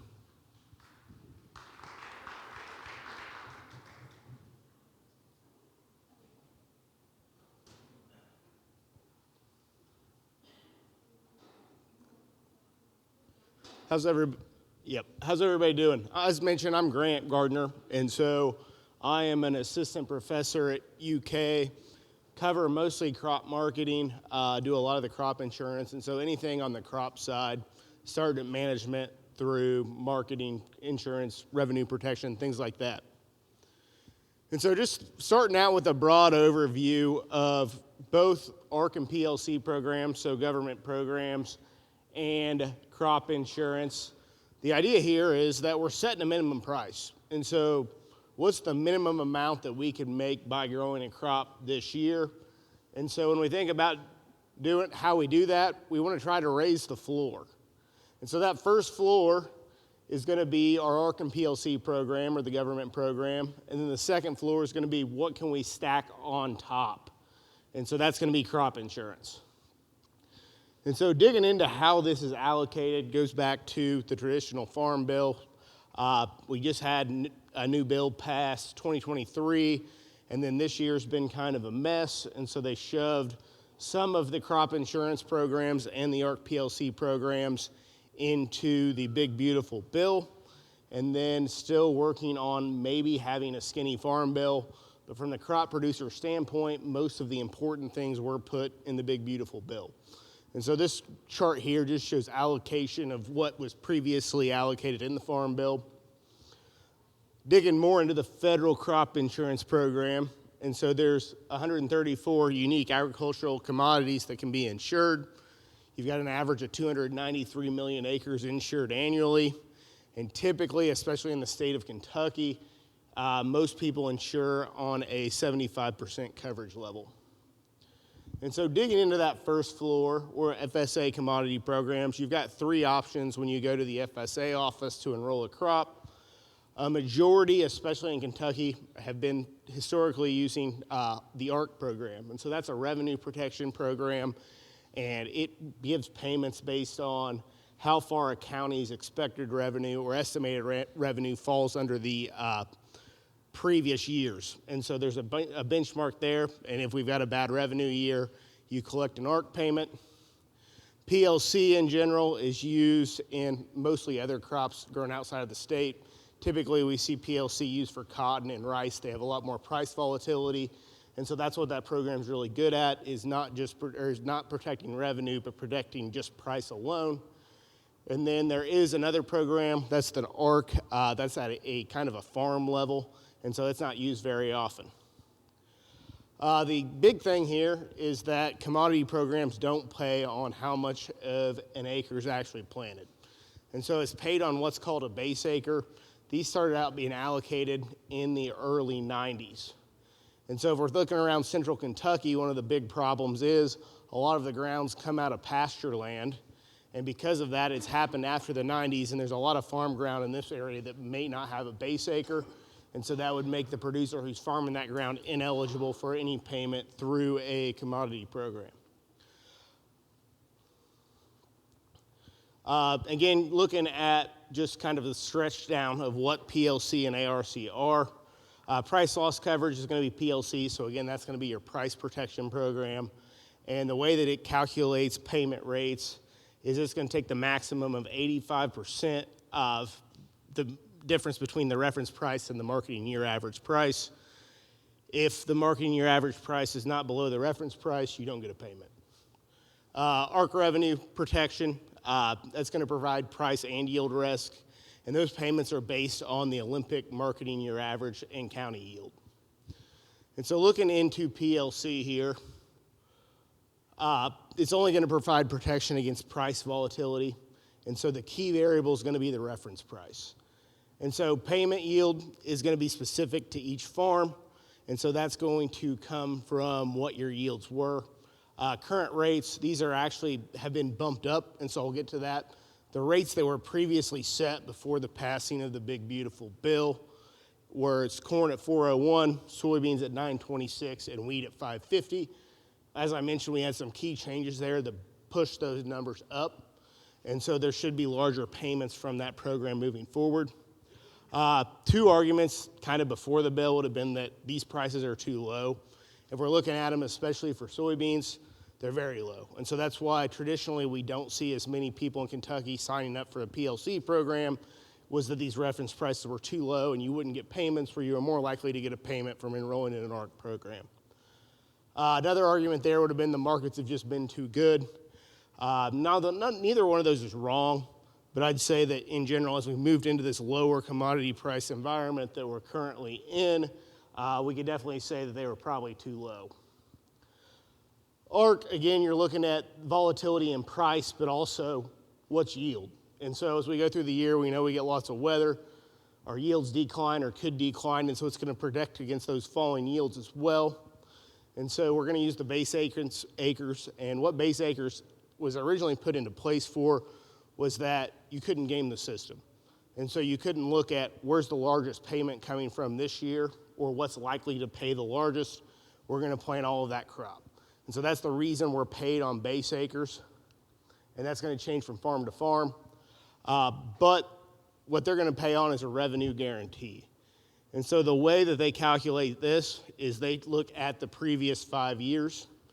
And so this is an example from Graves County, but we can see soybean yield on the right side there, and we can see the marketing year average price. Those are both reported by the USDA.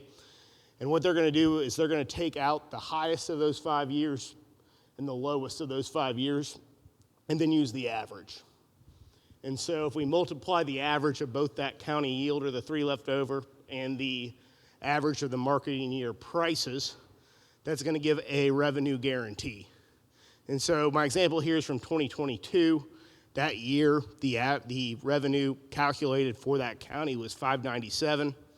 And so because revenue was above what that revenue guarantee was, that county would not have got a payment. That said, if they went through, so say the 2025 crop year, we're going to have lower revenues. Say that 2025 crop revenue was $400, they would wind up getting something like $75 in an ARC payment per acre. That said, those do cap out at a certain amount of dollars, and so that's going to depend on the operation and how things are enrolled, but there is a cap to payments. I kind of touched on this already, but the big thing to remember is that one base acre doesn't equal a planted acre. And so, in general, most operations aren't going to have a base acre for every acre. Additionally, if they do have base, it may not even be on a crop they're planting. And so that's kind of the difficult part about this. Additionally, payments from these programs are going to come in the following October. And so although we may think about we harvested the crop from this year, we probably wrapped up in October, November, the payments, if there was a payment through these government programs, aren't going to come till the next October. One side. Big thing here too, costs aren't considered. And so they're only going to look at what's your revenue, how far did revenue fall. There's nothing in these calculations at the government side that's going to account for something like higher inputs. Additionally, they're paying at the county level. And so what this means is they're going to judge what these payments are based on the average for the county. And so one thing that could happen is, say that you farm in a part of the county that for whatever reason it never rained, and you're the only farm in that county, you're probably not going to get a government payment because the county was on average still above whatever that revenue guarantee was. And so that's a possibility. You cannot get missed in these programs if the averages in the county draw everything up, even though you had a bad year. Additionally, it's not going to manage long-lasting risk. And so if there's a risk that's multiple revenue years, this program's going to adapt. And so that's what those rolling averages do. And so as we move into a lower price environment or a higher price environment, those averages move with it. Looking at the changes from the big, beautiful bill, the PLC statutory reference price, so that increased to $4.42. And so that's for this year. So if price on average for the year falls somewhere below that $4.42 level, let's hope it doesn't, there would be some sort of PLC payment. Soybeans moved again from that $9 mark or wherever it was at to $10.71. And so there is more protection there now on the PLC side. And then wheat moved to $6.35. ARC got some changes as well. And so basically what happened was that never paid unless the difference in revenue was lower than 86%. And so basically, say that your expected revenue was, I'm gonna make numbers easy, say it was $1,000. If you made $860, you wouldn't have got a payment. Now they moved that to 90%. And so you would get a payment at that $86,000. You wouldn't get a payment if you were anywhere between $90 and $100, or $900 and $1,000. Additionally, this year, you didn't have to choose. And so as they came through with this bill, they said, we're just gonna give the highest of payment, either ARC or PLC. This year, you will have to elect, do you wanna roll in ARC and PLC? That said, those deadlines have not been set yet. And so I was reading articles this morning. They don't know when they're gonna set those deadlines. Something that's different from the way this has traditionally been done is that they're at least mulling over that you might be able to make this decision after you already know what you've planted and what your yields are. And so that makes this an entirely different decision because we're not thinking about it. If we have all of the information we know to what those payments are gonna be, it gives us an idea, what one do we wanna pick? Which one is gonna pay us the largest? And so basically it's moved it, if they follow through with this, it's gonna move it from a risk management question to a profit maximization question because you can pick the program that's gonna give you the largest payment.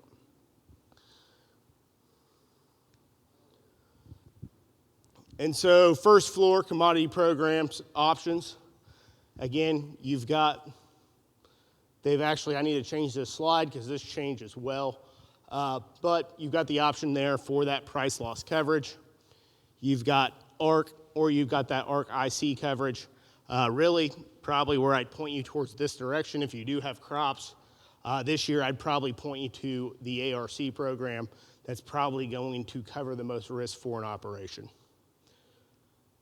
That said, as these continue and as decision days loom, I'll have some sort of calculator online that's going to look at what are the options based on a farm by farm basis. You put in some information, and you've got an idea of which one should I choose. If you've got questions on that, when you're actually making that decision, feel free to reach out to me. Typically, those deadlines had been March 15th, but like I said, with administration change, we don't know when that's going to be this year.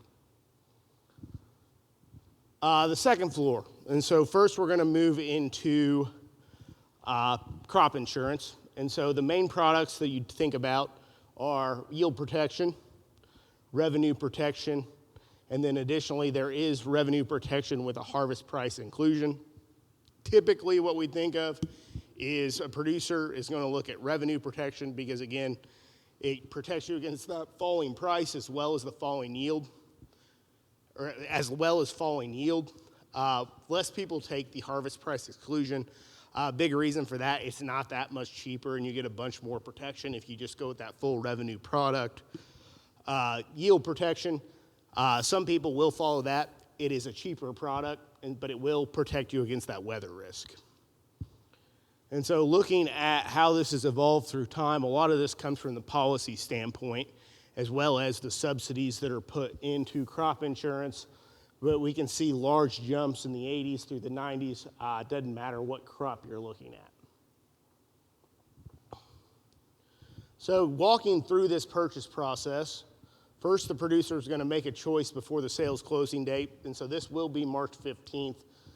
I believe it may be April 15th. They moved it back last year to do some policy decisions. But I think they're moving it back to March 15th. But that's something I would definitely check on if you need crop insurance. You do get an option to take a prevent plant option. And so what this is going to do, if there's too much rain you can't get in the field, it will cover the fact that you decided not to plant that field by a certain date. And so that's a product that you can add. There may be a choice to insure a second crop if you do take prevent plant. There's also the option to go ahead and take that prevent plant payment and plant something that's non-insured. And so maybe late season beans or where we typically see this happen. That loss may be reported throughout the growing season. And so as we go through that growing season, we get weather. If we think there's losses, you're gonna call an adjuster. The adjuster's gonna come out and see what those prices were. At harvest, You're going to report your final yields. And then after prices have been, they're going to take those final yields and they're going to calculate, okay, what kind of indemnity payment is my insurance product going to pay me this year? And so digging into what makes these products trigger, meaning what are they protecting against, again, yield protection is going to look at falling yield. And so the trigger is going to be what's the APH for the average production history on your farm. And so that's going to be basically the average of what you've done the past 5 years. And so if your yield falls below that mark, that's when you would trigger an indemnity payment if you're on a yield protection product. Revenue protection, again, you're going to use price, and you're going to have an APH farm yield. And so what that full revenue protection product does is it allows you to roll the price twice on price. And so what that means is you're going to take one of two prices, and you're going to take the highest. And so it looks at the average of February futures price or harvest time futures price in February, and it's going to look at harvest time futures price in October. And it's going to use that to calculate what should your revenue have been based on those 2 times and your yield, and it's going to take the highest. If your revenue actually on the farm fell below that level, that's when you're going to trigger that payment. And so that revenue protection is going to give you more protection. It doesn't happen very often, but we can move through time and prices are going to be higher at harvest. Example of that would be 2012. And so what happened in 2012? Anybody know? Oh, we had a big drought. It's probably the largest drought we've ever had in the United States. And so if we think about supply and demand from that standpoint, we didn't have any supply. And so prices shot through the roof, and you would have had a larger payment using revenue protection, where if you had that harvest price exclusion, you didn't pay as much up front, but you had less of an indemnity payment. And so basically all that revenue protection with the harvest price exclusion is going to do is it's going to take only the price from February futures, or harvest time futures in February, and so you don't get that harvest price option. Next thing you have to determine is what kind of unit structure do we want to enroll our farm in? And so there's 3 basic ones. I'm going to start on the right side of this slide, actually. The largest is going to be enterprise units. And so this would be enrolling your farm in basically the same product. And so it may be a revenue protection plan with a 75% coverage level. And all of your operation, or at least all of one crop, is going to go under the same policy. A basic unit lets you disaggregate this a little bit more. And so typically where we see basic units used are if you had some type of crop share. And so if you're in a crop share agreement with a tenant, this allows the tenant to make the decision of what do I want the portion of my farm, or say it's a, 30% crop share agreement. That tenant can go and insure their 30% however they would like to do it. The next is the optional unit, and so this is going to be as small as you can get. And the reason you would take this would be that you have large variation in your ground. And so you may have river bottoms ground that you know has a large risk of being flooded out. The advantage of using an optional unit is you could up the coverage on that farm itself, and you're more likely to get a payment. You are more covered towards the fact that we know this has a chance to flood. I'm going to skip through this as I've really talked about it, but there is some more information on kind of how these unit structures work. And so when we look at insurance programs, it gets really overwhelming.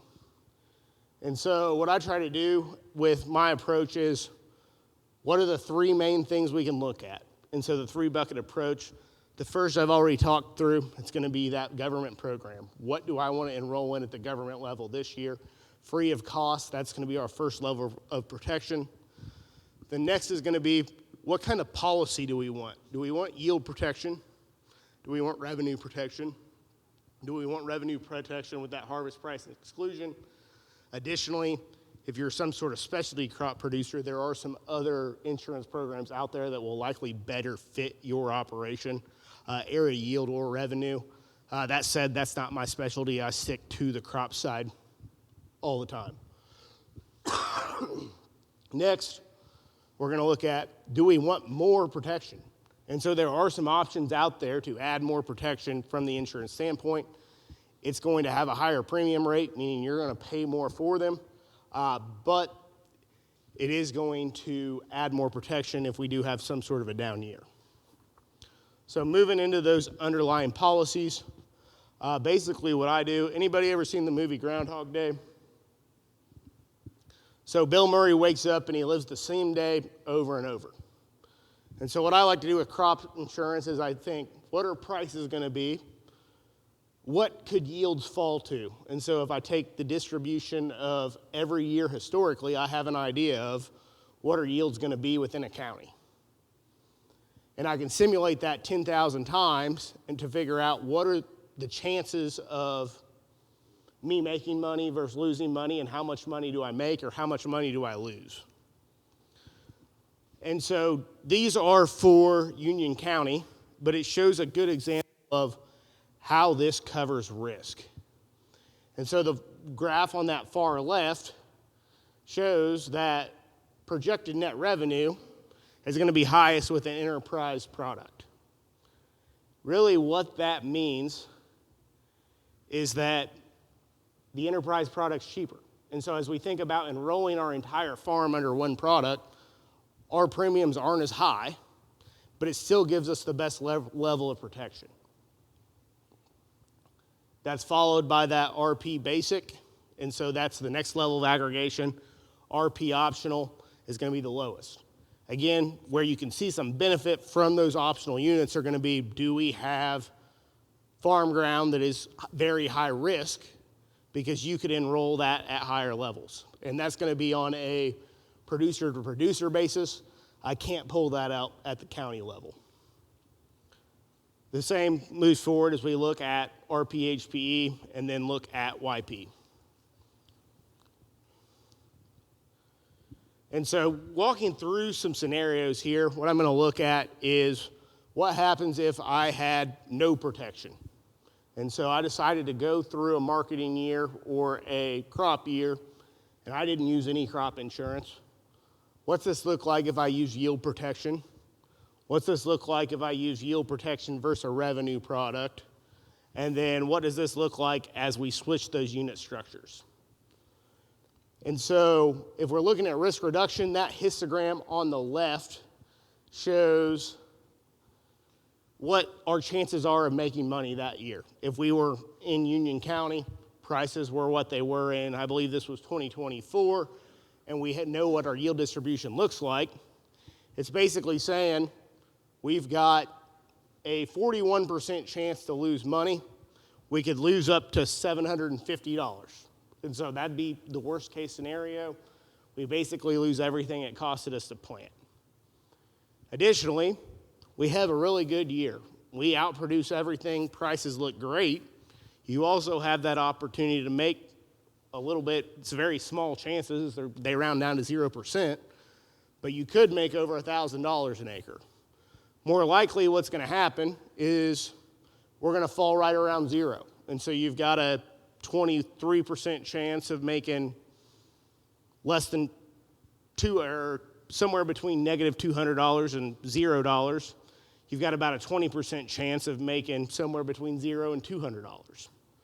Move to the right side of that chart, and we say we signed up for a yield protection program. And so what that does is it shifts all of the risk. And so we shift that risk to the right. We have a larger chance of making money by a very small amount. So you've only got a 40% chance of loss. But what you're doing is you're covering those large losses. And so if we take that yield protection program, basically the most we could lose is around $200 per acre.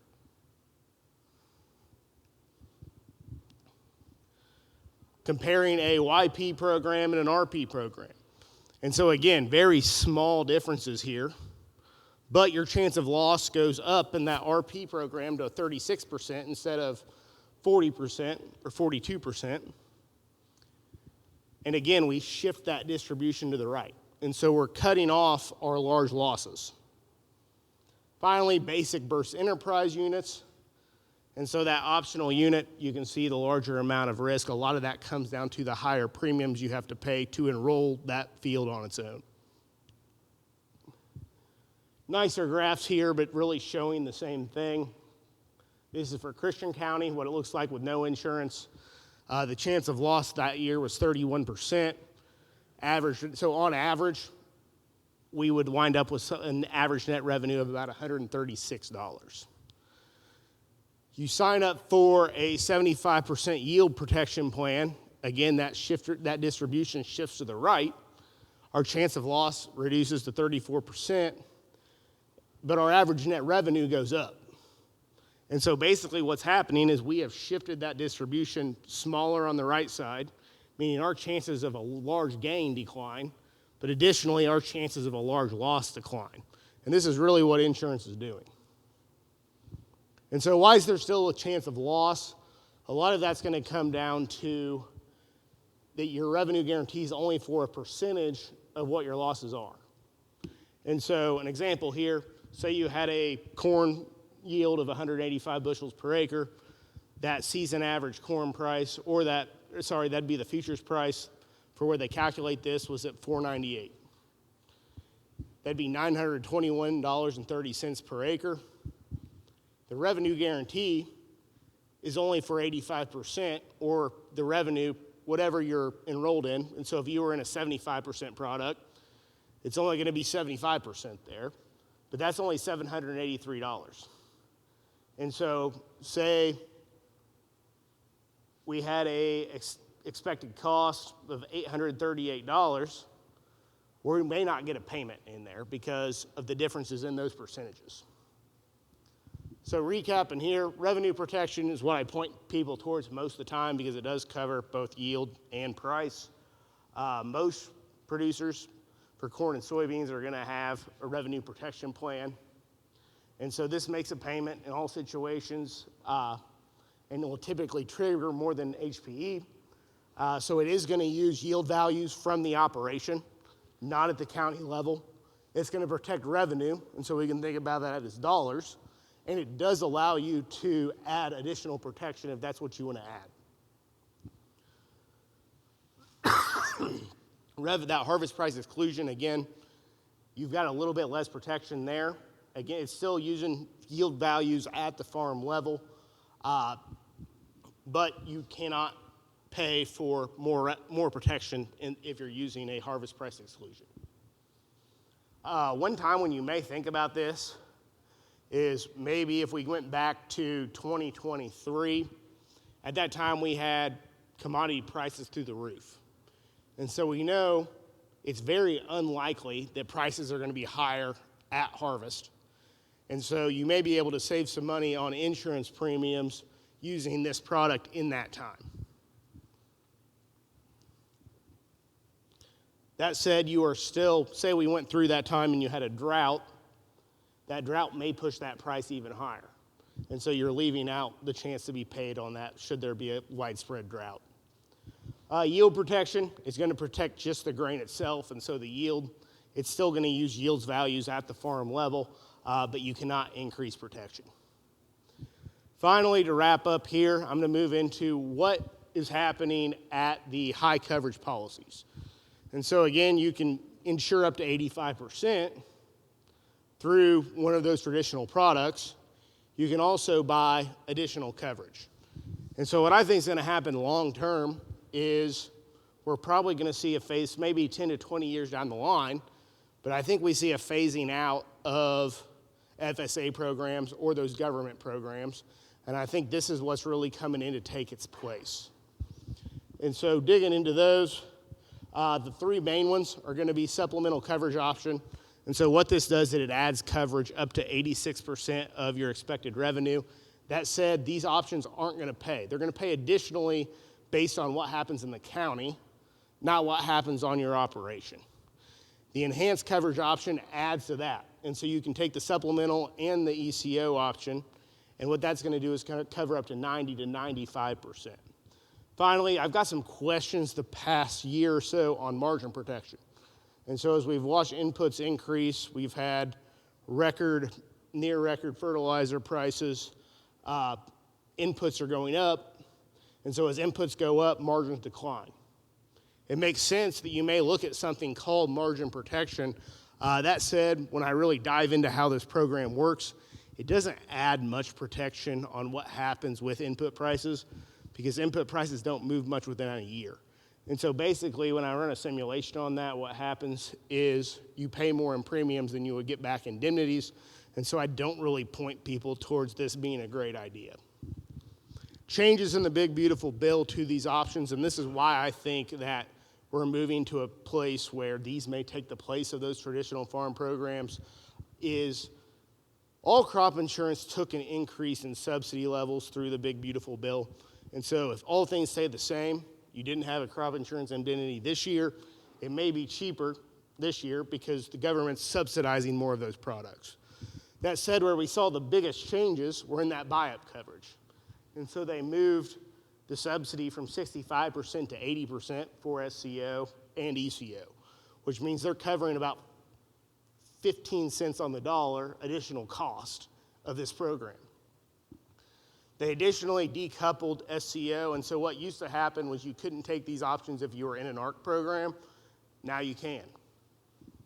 And so looking forward, future expansion, right now it's 86% for SCO. That said, next year it's going to be 90. And so this is going to move up over time.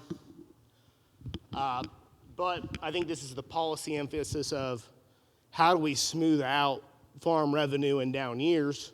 That's what these products do.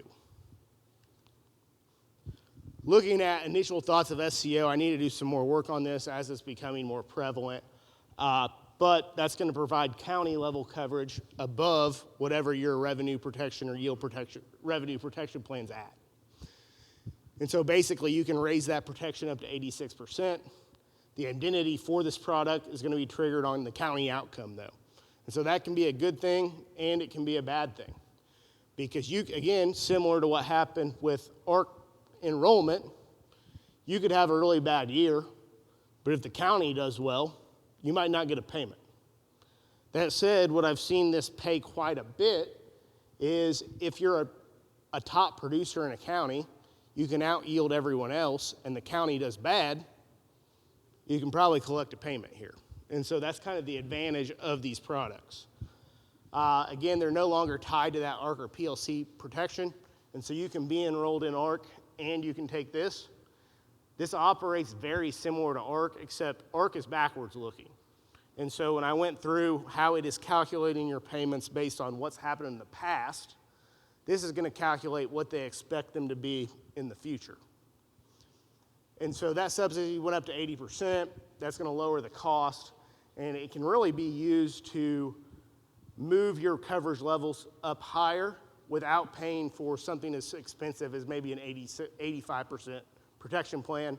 You may be able to take a 70 or 75% coverage level, and then you can add on ECO and SCO and get a similar amount of coverage at a much cheaper premium rate or cost of the insurance. You can add this on top, and so this would be ECO. That's just going to move you from that 86% up to 90 or 95%. Those are going to be priced differently depending how much protection you want. But basically what this does is gets you as close as possible to, if we lose money, hopefully we only lose something like 5%.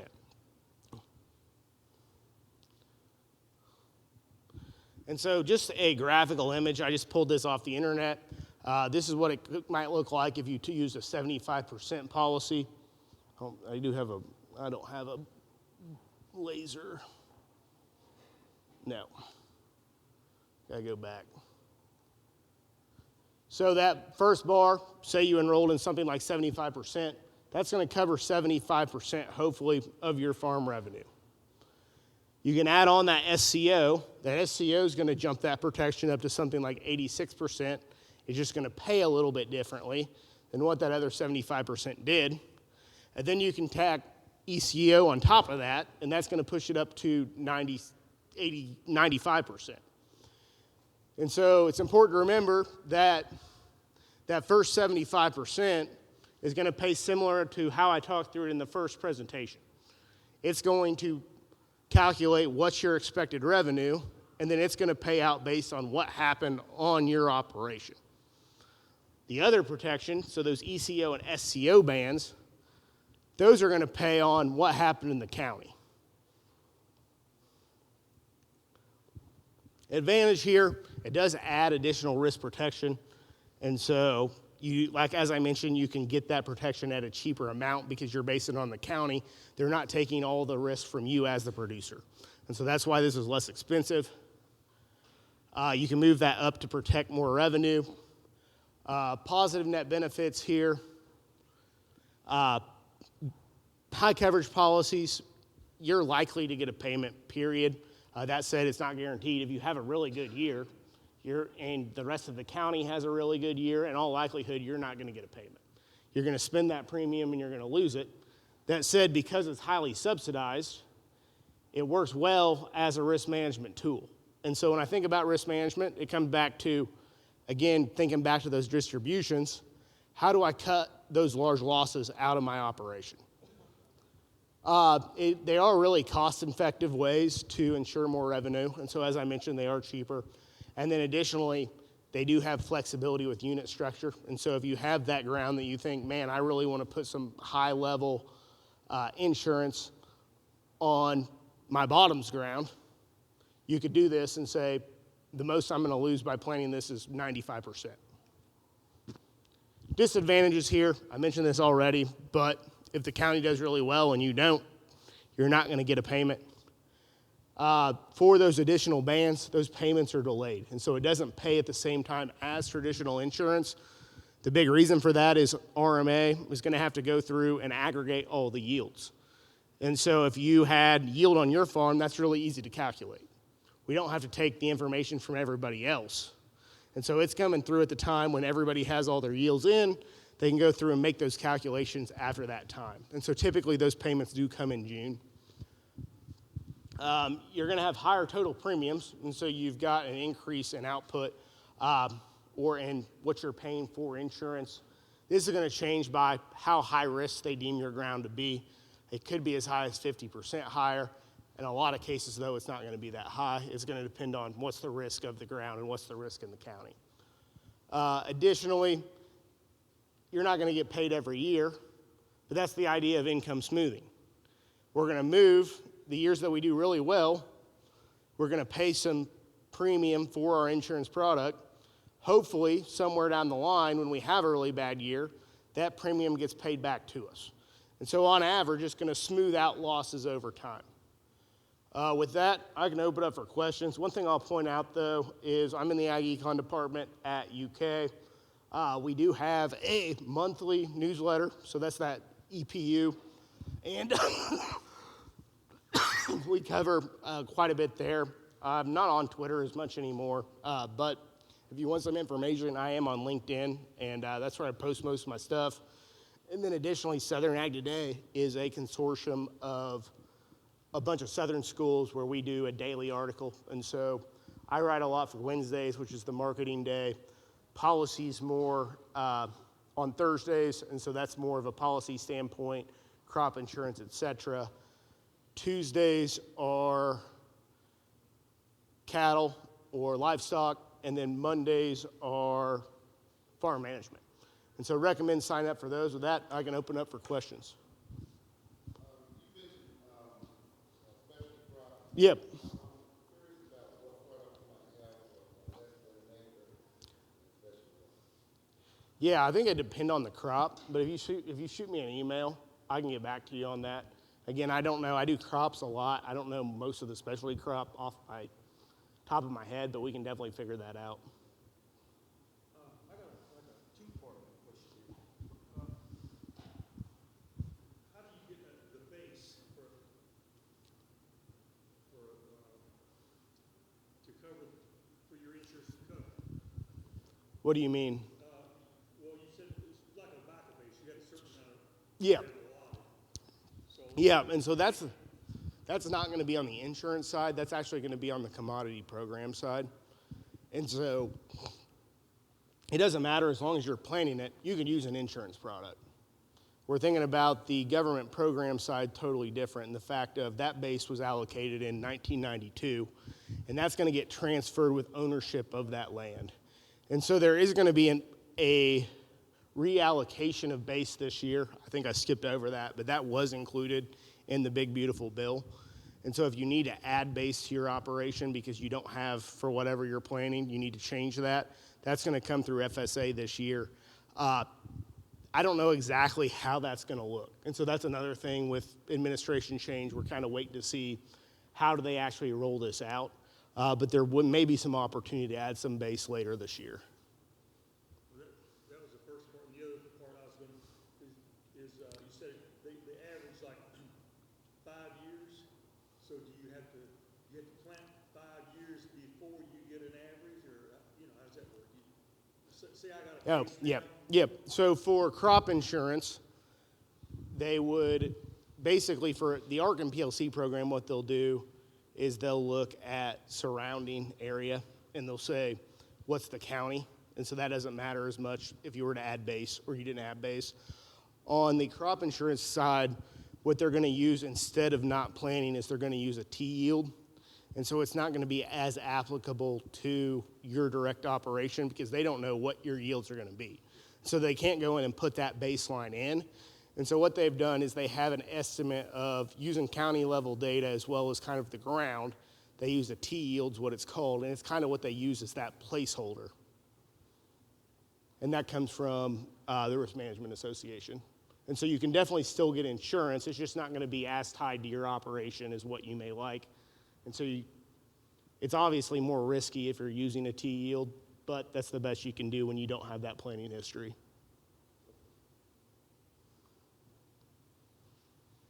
Your main emphasis was on wheat, corn, that Yep. kind of commodity. Is there any assistance or any for livestock, cows? Yeah. And so, again, that'd be my counterpart who does livestock, Kenny Burdine.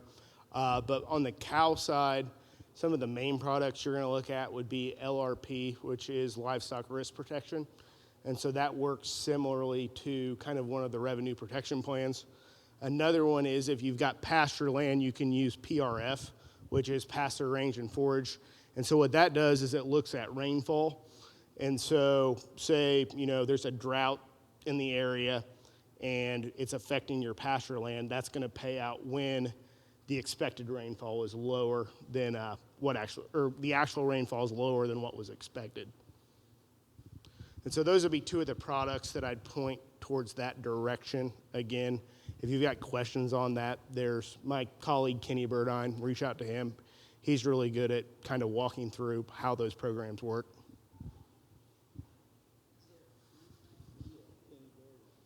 You can find it on our website if you just look up UK agricultural economics. Any other questions? Nope. All right. Well, thank you all. Hopefully you learned something.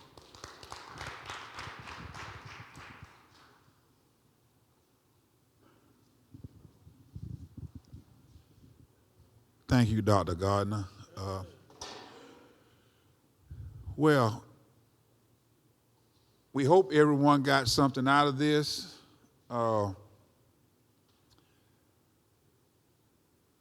We wish everyone drive home safe, be careful, and we look for you next month. I know we don't have you can fault me for that, but we were trying to work to get the topics together for this year. Joni, help me out. February is on hydroponics, controlled environmental ag, irrigation. We haven't come up with a full title for it yet, but those are the topics we're talking about. Yeah, we were trying to talk about control ag, right. And then March is going to be on funding your farm and business planning with the Vacancy for Agricultural Development. They're going to have about 10 to 15 technical service providers in the room that you can kind of, we'll call it speed date with while you're here. And then doing one in April on farmers markets, how to fund your markets, market success, how to sell at the farmers market. We're going to hear from a couple of different panels. I was actually just working on that right now. And then May will be on location. It'll actually be in Hardin County at the Hardin County Extension Office. That's what we have. Well, and then June is the Kentucky Environmental Education Center is doing a workshop for environmental education. July is on location in Martin County. We'll be doing sheep and goats. August is urban agriculture, Louisville is where it's going to be. September is pawpaw. October is aquaculture. And then we're back to the small farm conference. Do you remember all that? I can't remember my phone. Well, I was just looking at it because I was trying to figure out the meals for all of them, so that's the only way I was able to remember it. Well, is there any transportation that we meet you all here and ride together to Martin County? Or Pat and Bob. Pat and Bob? You get Pat and Bob. Okay. Well, We don't have that. We don't have the funds for that right now, but that's not something that is out of the question. Okay. We just don't say we're offering that at the moment because we're not sure where the funds would come from. Because if we possibly partner with you to do the funding, say a bus costs $100 and 100 of us give you $1 or something like that, where that it would be convenient for us to come to Frankfurt and be able to go. I don't even know where Martin County is. I think somebody It is said south of Ashland. So it's a pretty good trip. It's a nice little trip. So that if there were enough of us who were interested in chartering a bus or something to go to Ashland, Martin County. I'm gonna let Edwin take the lead on that one. Since one of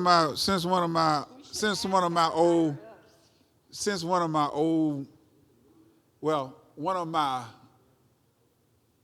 knowledgeable farmers said, I'm gonna tell you.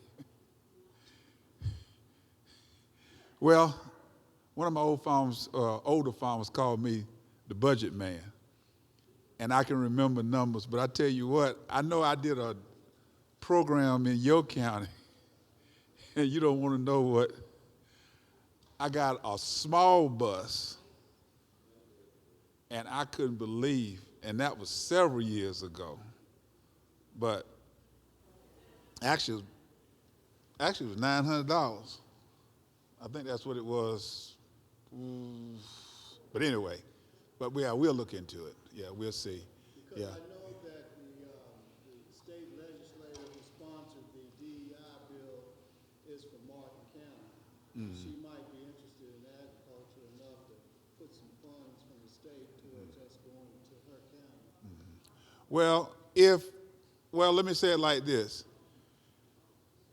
Back when I first started, we would take a van or something. Now, if y'all let me know and call me, and if you're really interested in going, then we could work something out where we could, take a van down or something like that. But, if you really want to go, then let me know and we might be able to do something like that. Right, and that's if they're not checked out, right. Yeah.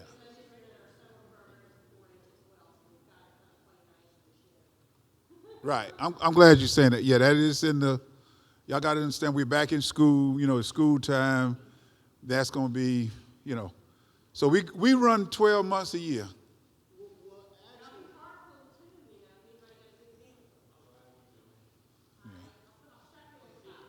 Well, I don't know. You might talk with Miss Green. She owns a bus company.